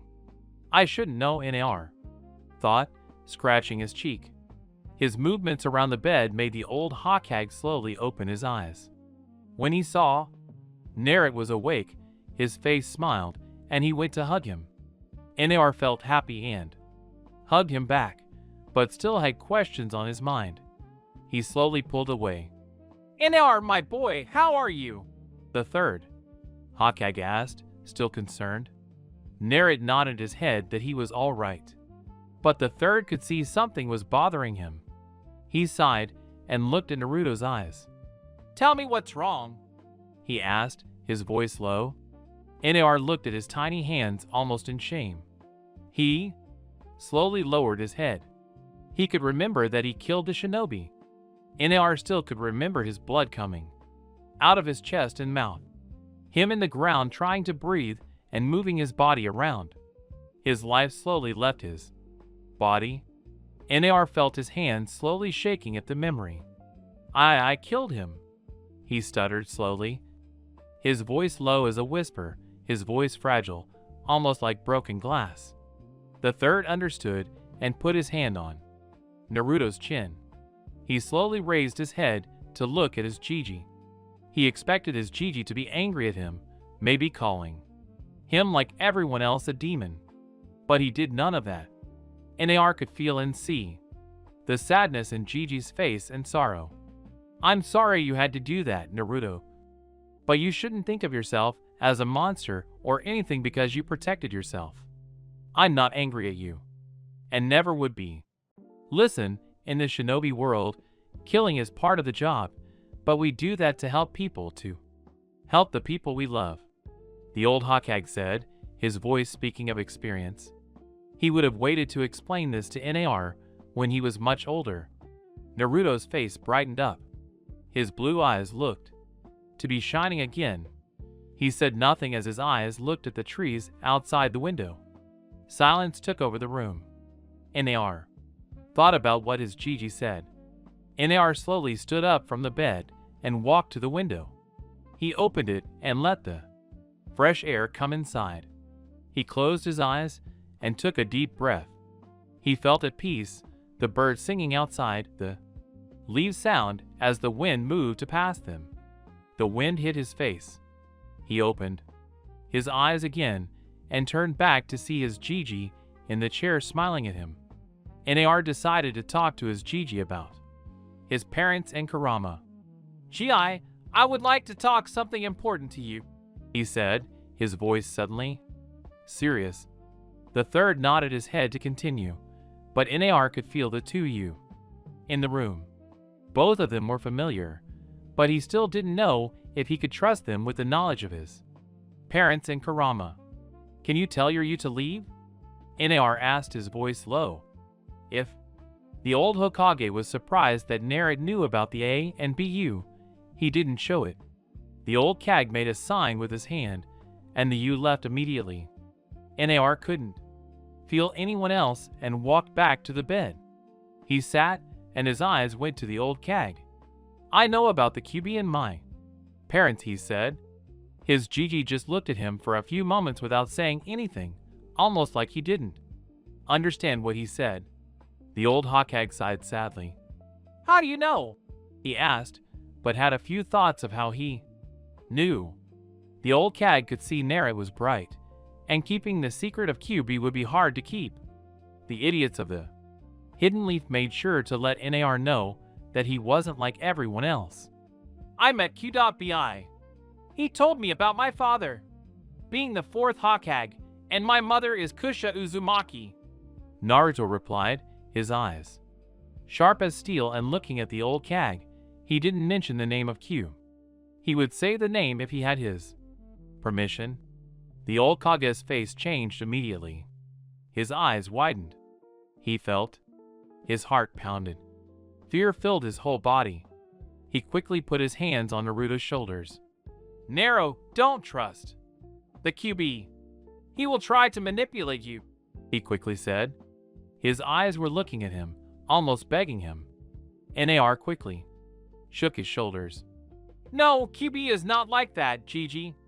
He was forced to attack the village. Naruto shouted, his eyes narrowed and his chest high. The old Hokage could tell from Naruto's tone. He truly believed what he was saying, but at the same time, QB was not someone to be trusted. He took a deep breath and could feel the temperature lowering. A shiver of coldness went through his body, making him shiver. He sighed and pinched the bridge on his nose. His mind then thought about Q being forced to attack the village. NR, what do you mean Q was forced to attack? He asked, hoping not to receive the answer he knew he would. He said he was forced because of a man was sharing. Naruto replied, and saw as his Gigi's face lost all color. His face looked as white as a ghost. His hand closed in a fist and the other held the chair's arm tightly. Small cracks started appearing in the arm. Gi, who could he be? NAR asked. His voice not that of a child, but of someone furious, wanting to know who killed both of his parents and destroyed his life. The old cag was silent at his question, and he didn't look like he could even hear him. Finally finding his voice. I don't know, NAR. Did Q.BI mention who could be? His Gigi asked, his hands on his chin, slightly scratching his chin. I don't know who he was. I have never felt his chakra before. At first, I thought that he was Madara, but this one's chakra was different. Kurama replied to Naruto, releasing a growl, remembering the masked man. NAR heard him and felt disappointed. He looked at his Gigi and shook his head in denial. The old Kaged sadly and decided to think later about it. Narrate about your parents. I wanted to wait until you grow up. Your father had many enemies. If you spit it out accidentally, IWA would stop at nothing to kill you. The third said, feeling bad, that he kept the truth from Naruto. He knew he had more rights to know that more than anyone else. Of course, NAR felt angry, and he had the right to know more than anyone else. He listened to his answer and thought about it, and he remembered to have read that his father alone was able to defeat 2,000 men from the hidden village of stone with his jutsu, the flying Raijin god. He knew what he said was true. He was only a 4-year-old, and he knew his Gigi would tell him when he thought he was ready for the truth. He sighed and smiled at Gigi, which he shared, filling his heart with happiness. I understand, Gigi, he replied, smiling. A sudden thought struck Hiruzen, and he had to resist the urge to smack his forehead for what he was about to do. Why didn't I ask this earlier? Damn the forgetfulness that comes with this age. Narukwin, why? Weren't you at your room in the orphanage yesterday in the evening? He asked slowly, as if afraid to find out the answer to that question. In a mumble that Hiruzen barely understood, the red hair said, The matron kicked me out yesterday evening. Hiruzen suspected that the matron would have deliberately kept NAR out of the orphanage last night because of the festival, but did not expect him to be thrown out of the orphanage. The Kaged tiredly of this and the stupid villagers. NAR, how about ramen? he asked, knowing how much the little redhead liked ramen, just like a certain redhead he knew before. Naruto's face brightened up at the mention of ramen. He quickly jumped from the bed and ran to the door. Saratobi laughed at his behavior and stood up and followed him behind. Soon they reached the ramen. Naruto first arrived in front of it, his smile not leaving his face as he waited for his Gigi to arrive. The old cag couldn't help but smile at the energy Naruto had. "Wait for me, Naruto-kwan. I'm not as young as you, and these old bones aren't getting any younger," he replied, and soon reached the restaurant. Walking inside, Naruto jumped at the chair, and his eyes looked at Tucci. The man smiled, seeing his favorite customers, but quickly bowed his head in respect of seeing the Hokage. "Hokage-sama, is good to see you again, and the same for you, Naruto," he said. "Thank you for the warm welcome. I want a bowl with ramen, and for N, I want 10 bowls with ramen and extra meat, please," the redhead interrupted. Tucci laughed at the little kid and started making their ramen. Naruto clenched his hands together behind his head, his legs moving around, not being able to wait for his favorite food. Finally, the food came. He picked up his chopsticks and started eating. Naruto ate the meat and the egg and drank the whole ramen in one go. After 10 more bowls, Naruto slowed down and was eating at a slower pace. While he was eating, Inoar stopped and turned his head to his Gigi. "What does it mean to be a shinobi?" Saruto looked surprised by his question. His eyes widened slightly. He looked at Naruto's eyes almost like he was searching for something. To be a shinobi means to endure. A shinobi can follow or lead others into any darkness and work together to overcome that darkness and make it out the other side. A shinobi walks towards danger when everyone else is running away. That is because a shinobi must look at any foe and simply say, "Bring it on." That is because shinobi exists to protect those who can't protect themselves. Inoar had a look of wonder on his face. He had no idea Gigi was that wise. Sarobi looked at Inoar and mentally smiled. He knew about Naruto's treatment by the villagers. He mused that perhaps I could give him a little insight into what being a Hogue means. Naruto recovered from his wonder and stared at his half-full bowl. Deep in thought, if this is what being a shinobi meant, he had a pretty good idea of what being a Hokage meant. He was snapped out of his thoughts when Gigi said, "Now that answer is out of the way, I can tell you what being a Hokage dash. I know, Gigi." Those words stopped Hiruzen in his tracks, his head tilting in curiosity. "You know what, Naruto-kwan?" Inoar looked up, understanding and respect in his eyes. Hiruzen was touched at the respect he was receiving from Inoar, but his curiosity was increasing. What being a Hogue means? Hiruzen stared at him, silently, asking him to continue. Inoar spoke up. "The Hokage is responsible for everything in this village. It's his responsibility to protect everyone here and to make sure they are safe and happy with their village.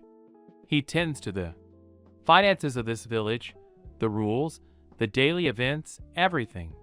He controls every single ninja who bears a leaf headband and basically directs when they live and die.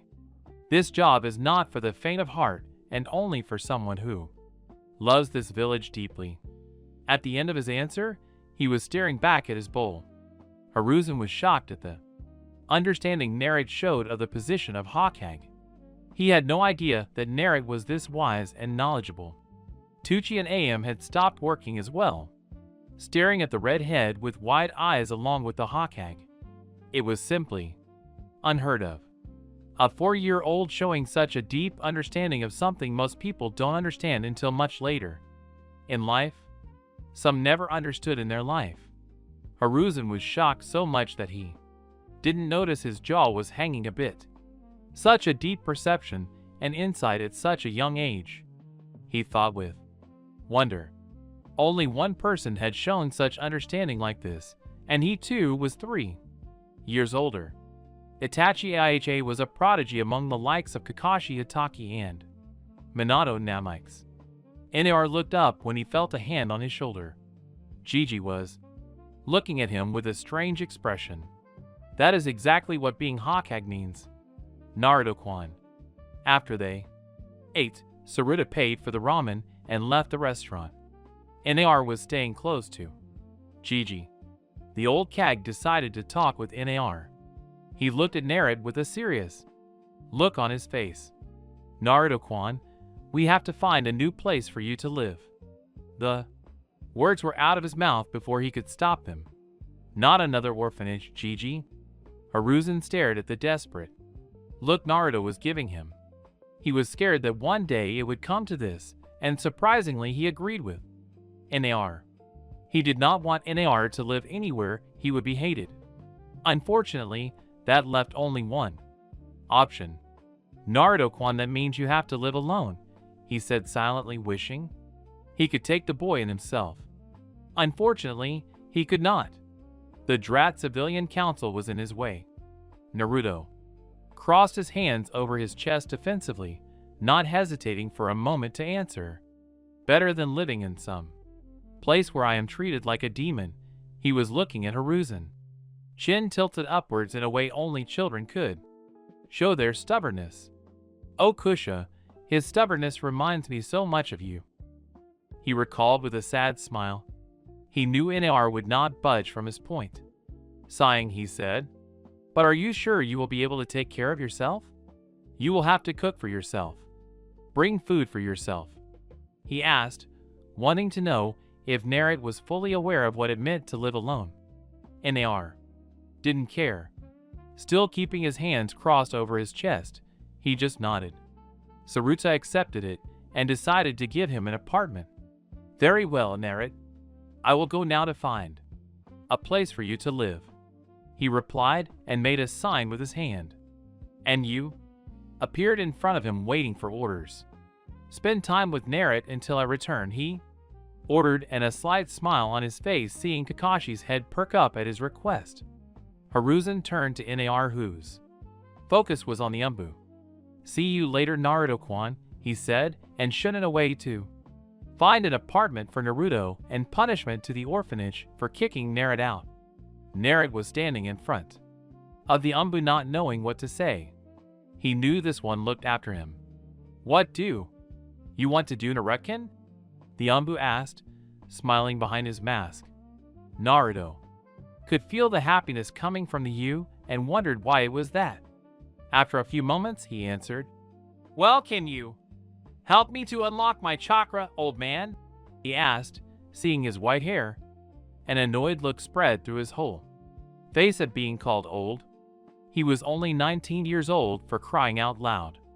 "I'm not that old, kid. Why do you have white hair then?"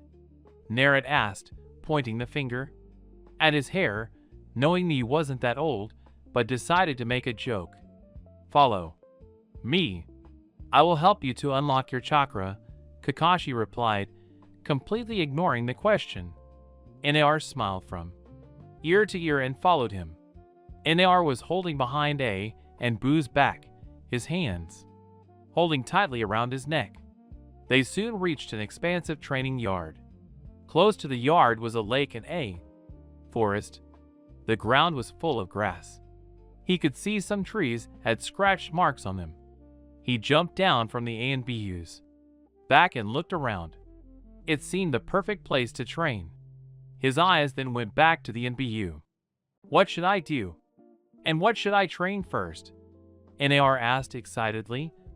Talking fast to the white hair raised his hands. "Hey, calm down. First, you're only 4 years old, which means too young for physical training. Your bones are still weak and not well built for physical training. That means after you unlock your chakra, you can train your chakra control," he stated, looking down at Naruto. The redhead nodded his head, slightly disappointed. But as long as he could train his Fu and Jutsu, he was happy. "Good. Now to unlock your chakra, You need to meditate, he said and saw. Nar raised an eyebrow, wanting to elaborate. Kakashi couldn't help but be reminded of Minato's sensei when he looked at him like that. For a moment, he thought his sensei would be the one to talk to him, not Nar. What then? He asked, putting his hands behind his head. Well, when you meditate, you will feel this feeling, and you need to pull it towards you, he added, smiling behind his mask. Nar nodded his head fast and quickly sat where he thought was all right in a mediating position. Holding the fingers of his hands together, Nar could feel the grass softly touching his legs. Whenever the wind came around, he closed his eyes and started focusing on finding the feeling the A and BU was telling him. Don't worry if you can't do it immediately.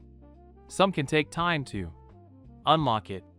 Hell, even the likes of Yandame and Sandame Third Hokage, it took at least 2 days to unlock, Kakashi said, wanting Nar not to feel bad if he couldn't do it first try.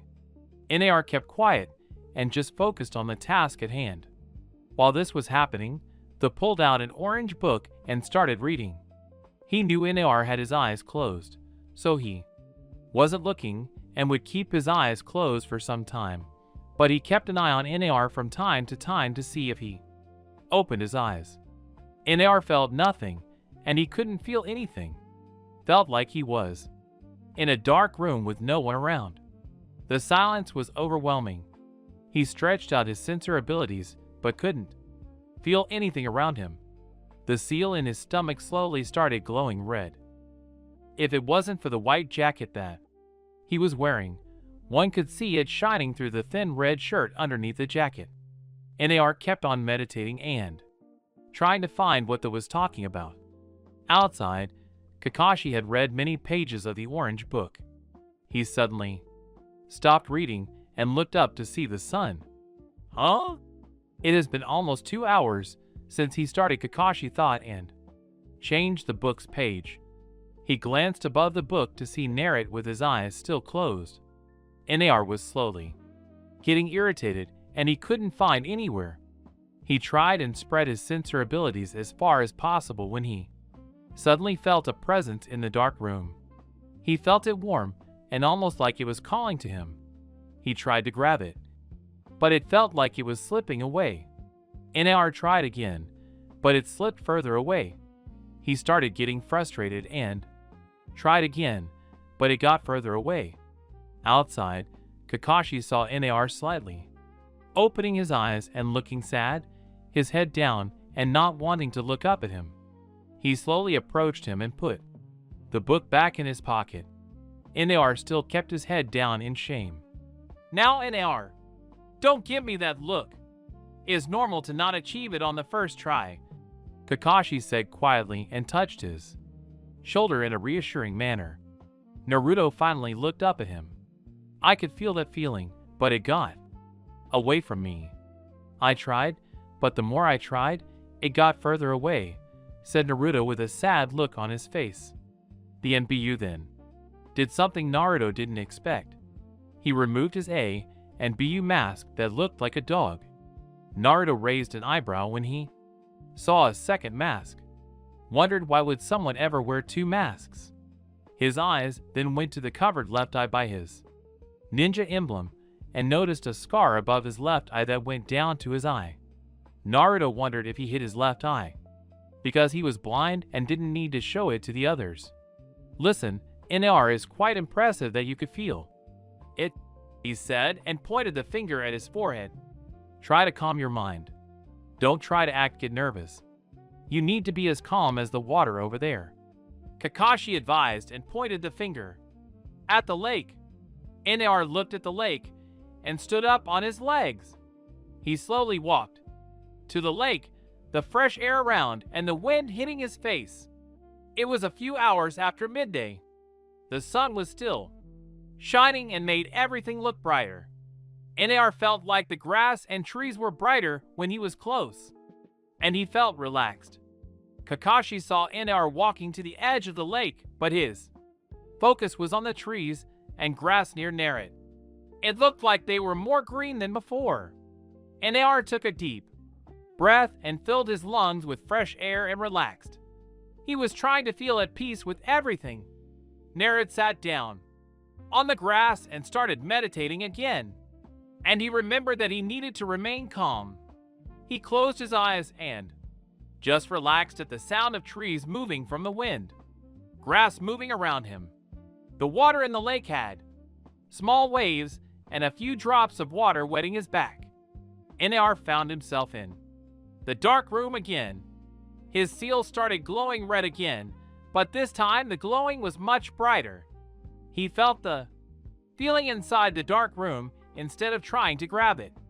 Naruto did nothing and just kept calm. He waited and waited. At first, nothing happened, but Naruto could feel it getting warmer and closer.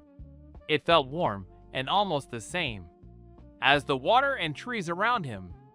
Naruto thought it was getting closer and getting warmer, filling his whole body with warmth. He slowly moved his right hand up and pushed it towards the warm feeling. NAR slowly approached it, almost afraid that he would scare it away.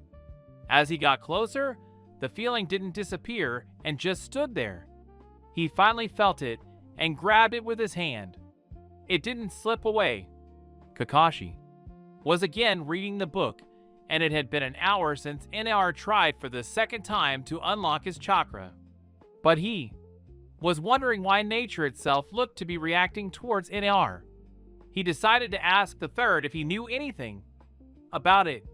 His mind then focused again on his book, wondering when Jiraiya would publish the new Ikaraka book. He hoped to be soon. His hand slowly moved beneath the next page and changed the page. Kakashi was about to start reading the next page when he felt it. He immediately focused his eyes on NAR and saw as the wind was getting harsher. The tree branches were hitting one another from the strong wind. The water from the lake started having small waves moving towards NAR. His eyes widened at his chakra. It felt warm, almost like he was in front of a fire, but not burning and just having a feeling of calmness and warmness. NAR, how can you have so much chakra? Kakashi thought, knowing that he had 10 level of chakra easily. Unknown to them, the feeling from NAR was spreading around the village.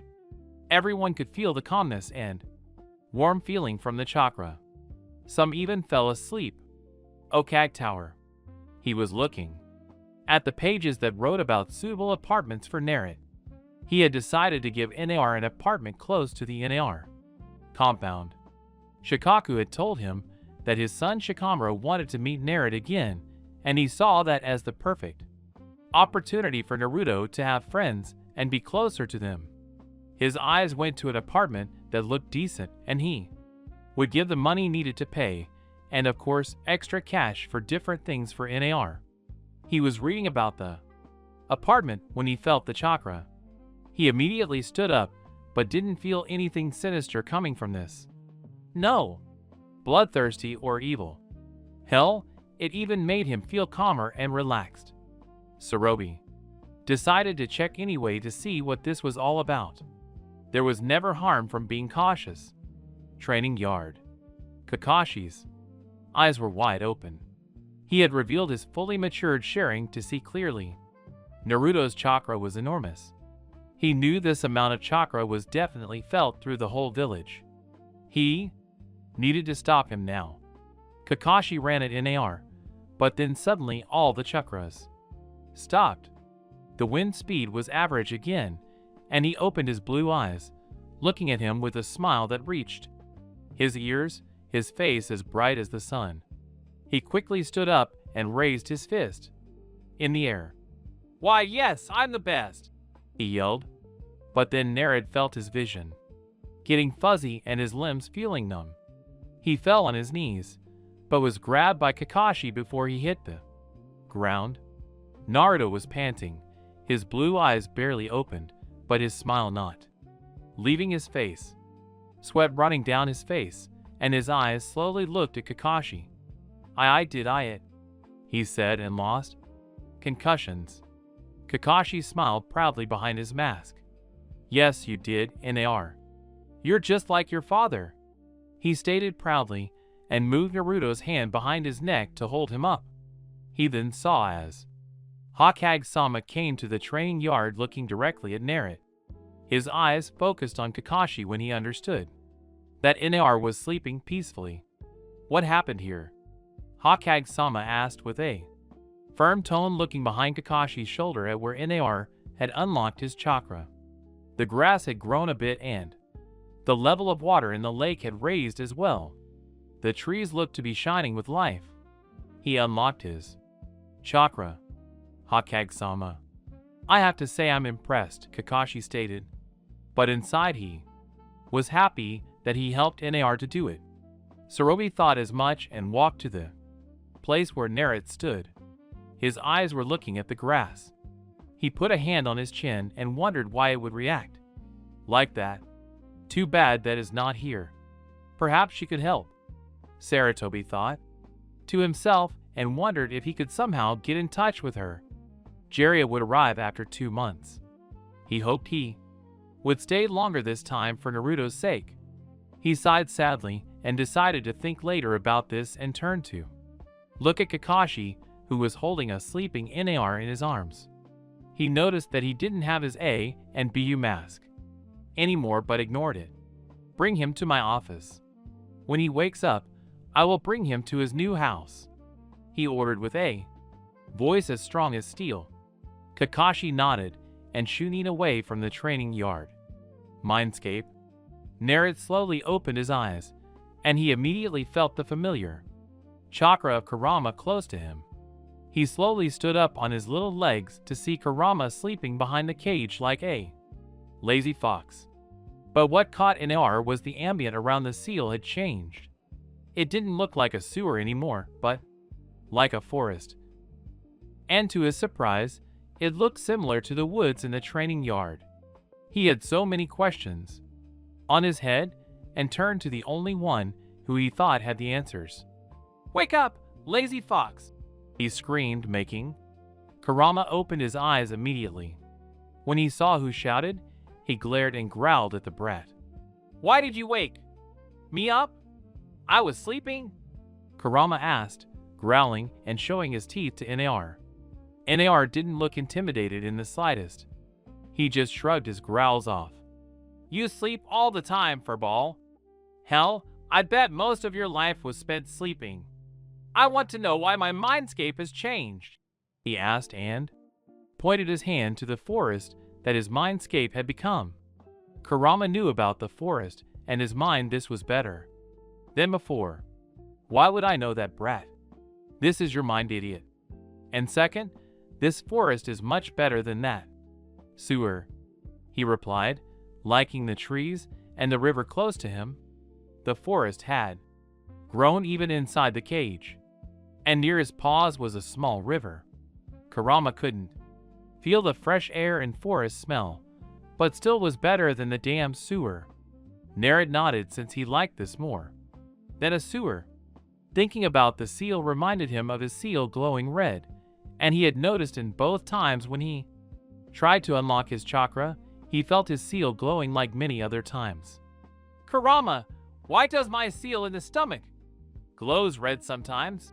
He asked, hoping the giant lazy fox had answers. Kurama raised an eyebrow at his question. What do you mean? He asked for Naruto to elaborate further on what he was saying.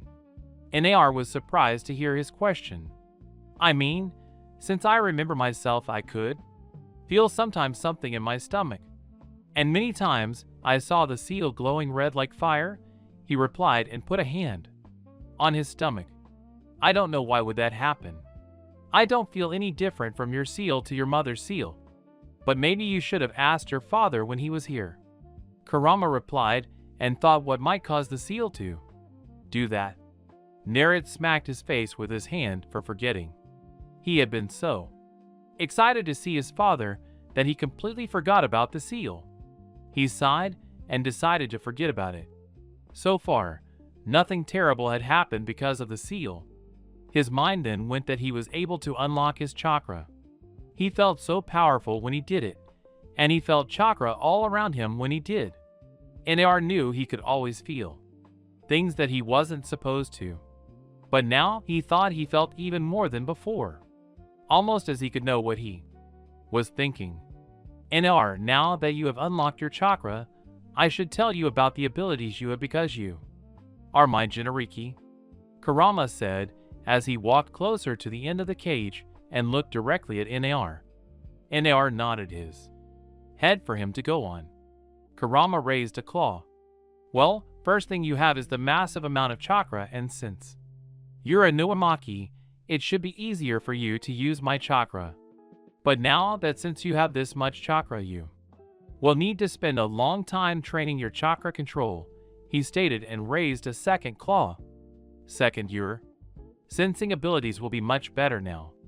I'm sure you will be able to tell the difference between a clone and a real human, even if the user is a professional, he added and raised the third claw.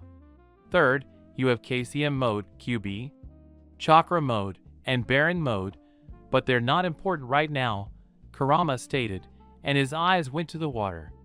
I don't know which are your element affinity, but you should be better at them whichever they are. Kurama finished.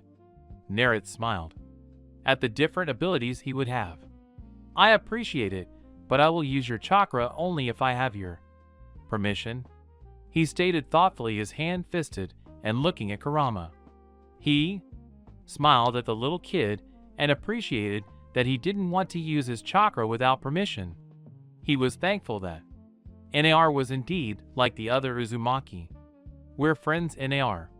If you need my chakra, you're welcome to use it, Kurama replied. And Naruto smiled again and nodded his head. Thank you, Kurama-san, he said, and he suddenly disappeared from his mindscape. You're something different, Uzumaki. Naruto. Let's see what you do, Kurama thought and rested his head on his paws. And for the first time in a long time, his mind went to his brothers and sisters. Okage Tower. Naruto opened his eyes and saw himself in a place he had never seen before. He slowly stood up from the couch and saw a desk with the word fire written. In the desk was what he could describe as a giant pile of paperwork. NAR walked to the window of the office and he was surprised to see the whole village. Now he understood that he was at the Hokage's tower. NAR turned around and his eyes went to the pictures above the desk. Naruto knew immediately who they were. It was the picture of the Shame. First Hokage, the god of shinobi Nadame. Second Hokage, the greatest water user to have ever existed. Third Hokage and his father, the Yellow Flash. NAR focused his eyes on the picture of his father. He knew they were 4A and BU in the office. NAR could feel one of them was worried for him. The handle of the door moved. Naruto turned to the door when Gigi walked inside. Okage smiled when he saw NAR. It's good to see you well, my boy. Come with me, his Gigi said kindly. NAR walked to him, and he put a hand on Naruto's shoulder and shun away. NAR now noticed they were somewhere else, and they were in front of a big house with 4 floors. I really need to know how to do this jutsu, NAR thought, and thinking that perhaps Tojiji could teach him when he arrives. The house's walls were painted red outside. Naruto could see a few cracks around the wall. The roof was red too. Gigi walked first, and NAR followed him upstairs. During their walk, Naruto could feel many people around. Some who saw him started having bad intentions. It wasn't his first time, but NAR still hated their behavior towards him. It is not my fault, and is not Kurama's fault, NAR thought. They soon reached the 4th floor. His Gigi took a key from his pocket and opened the door. Walking inside, Naruto entered what he thought was the restroom. And the room had 3 doors. One had written toilet. The second had written kitchen, and the third bedroom. The house wasn't cold, but neither warm. The restroom had an oversized couch that was in a decent state, a big square tablecloth, a TV, and a shelf to put books on. Seeing the shelf reminded Naruto of the books he still had left in the orphanage. He looked up at his Gigi, hoping he would help him. "Gigi, can you bring the books Toji gave me? They're still in the orphanage," Naruto requested with a tiny voice, hoping he could have his books back. The old Hokage immediately nodded. His head gave him a warm smile and turned to the door. "Wait here, Naruto." "Quan," he said, reassuring him, and shun away, leaving Nar in his thoughts. He looked around the restroom again and sighed, slightly scratching his cheek. "Well, this is our new home, Kurama." Nar 2 days later, he was lying on his head, and he could hear the clock ticking. It was silence. Nar had his eyes open and just listening to the clock ticking. It was 9 a.m. and Nar felt lonely. His Gigi had brought him the books back. The new books his toy had brought him the last time were all about Uzumaki clan. Much to his surprise, and Gigi's surprise, he had started reading the first book. There were 3 books overall, and Naruto had done nothing but read the books about his clan. He had learned that his clan came from Shogakure, the land of whirlpools. Nar was sure that if his homeland still existed, he would have been welcomed there as Anamaki. People wouldn't look at him and call him a demon because they couldn't see the difference between the water and the glass holding the water. Nar thought if there were other Uzumaki out there, he was sure he wasn't the last one left in the world. He didn't know, but one thing he noticed from the books his Tojiji gave him is that none of them mentioned why his clan was destroyed. Were they bad people? Nar asked himself as the clock was still ticking. "Kurama, do you know anything about what kind of people my clan was?" Naruto asked, staring at the roof, his little hands behind his head. "I don't know exactly what kind of people they were. Your mother and Mito Uzumaki were the only Uzumaki I knew. But from my knowledge, they weren't bad people, the opposite. They were known as good people who wanted peace. But that is a foolish thing to want in a world that only wants more power," Kurama replied with a growl at the end. Naruto listened to his reply and wondered if Toji knew anything. He wished to know how his clan was and how their homeland looked like. It had been 2 days since he unlocked his chakra, and since he couldn't do physical training yet, he had tried to do level 1 Fujitsu. His Gigi gave him wooden kana or shurikens to seal in scrolls instead of sharp ones. A smile spread on Naruto's face when he remembered it yesterday. Nar had a blank scroll in front of him. He was sitting in a chair close to a desk. He had a brush and glass filled with black color. The book about Fujitsu of level 1 was on the edge of the desk closed. Nar took a deep breath and picked up the brush, and he slowly started drawing the seal needed to seal a kunai. As he kept drawing slowly, he wanted to make sure he was doing it right. After around 30 minutes of drawing, he finished. Sweat was running down his cheek. His eyes looked focused entirely on the scroll. Nar took the wooden kana and put it in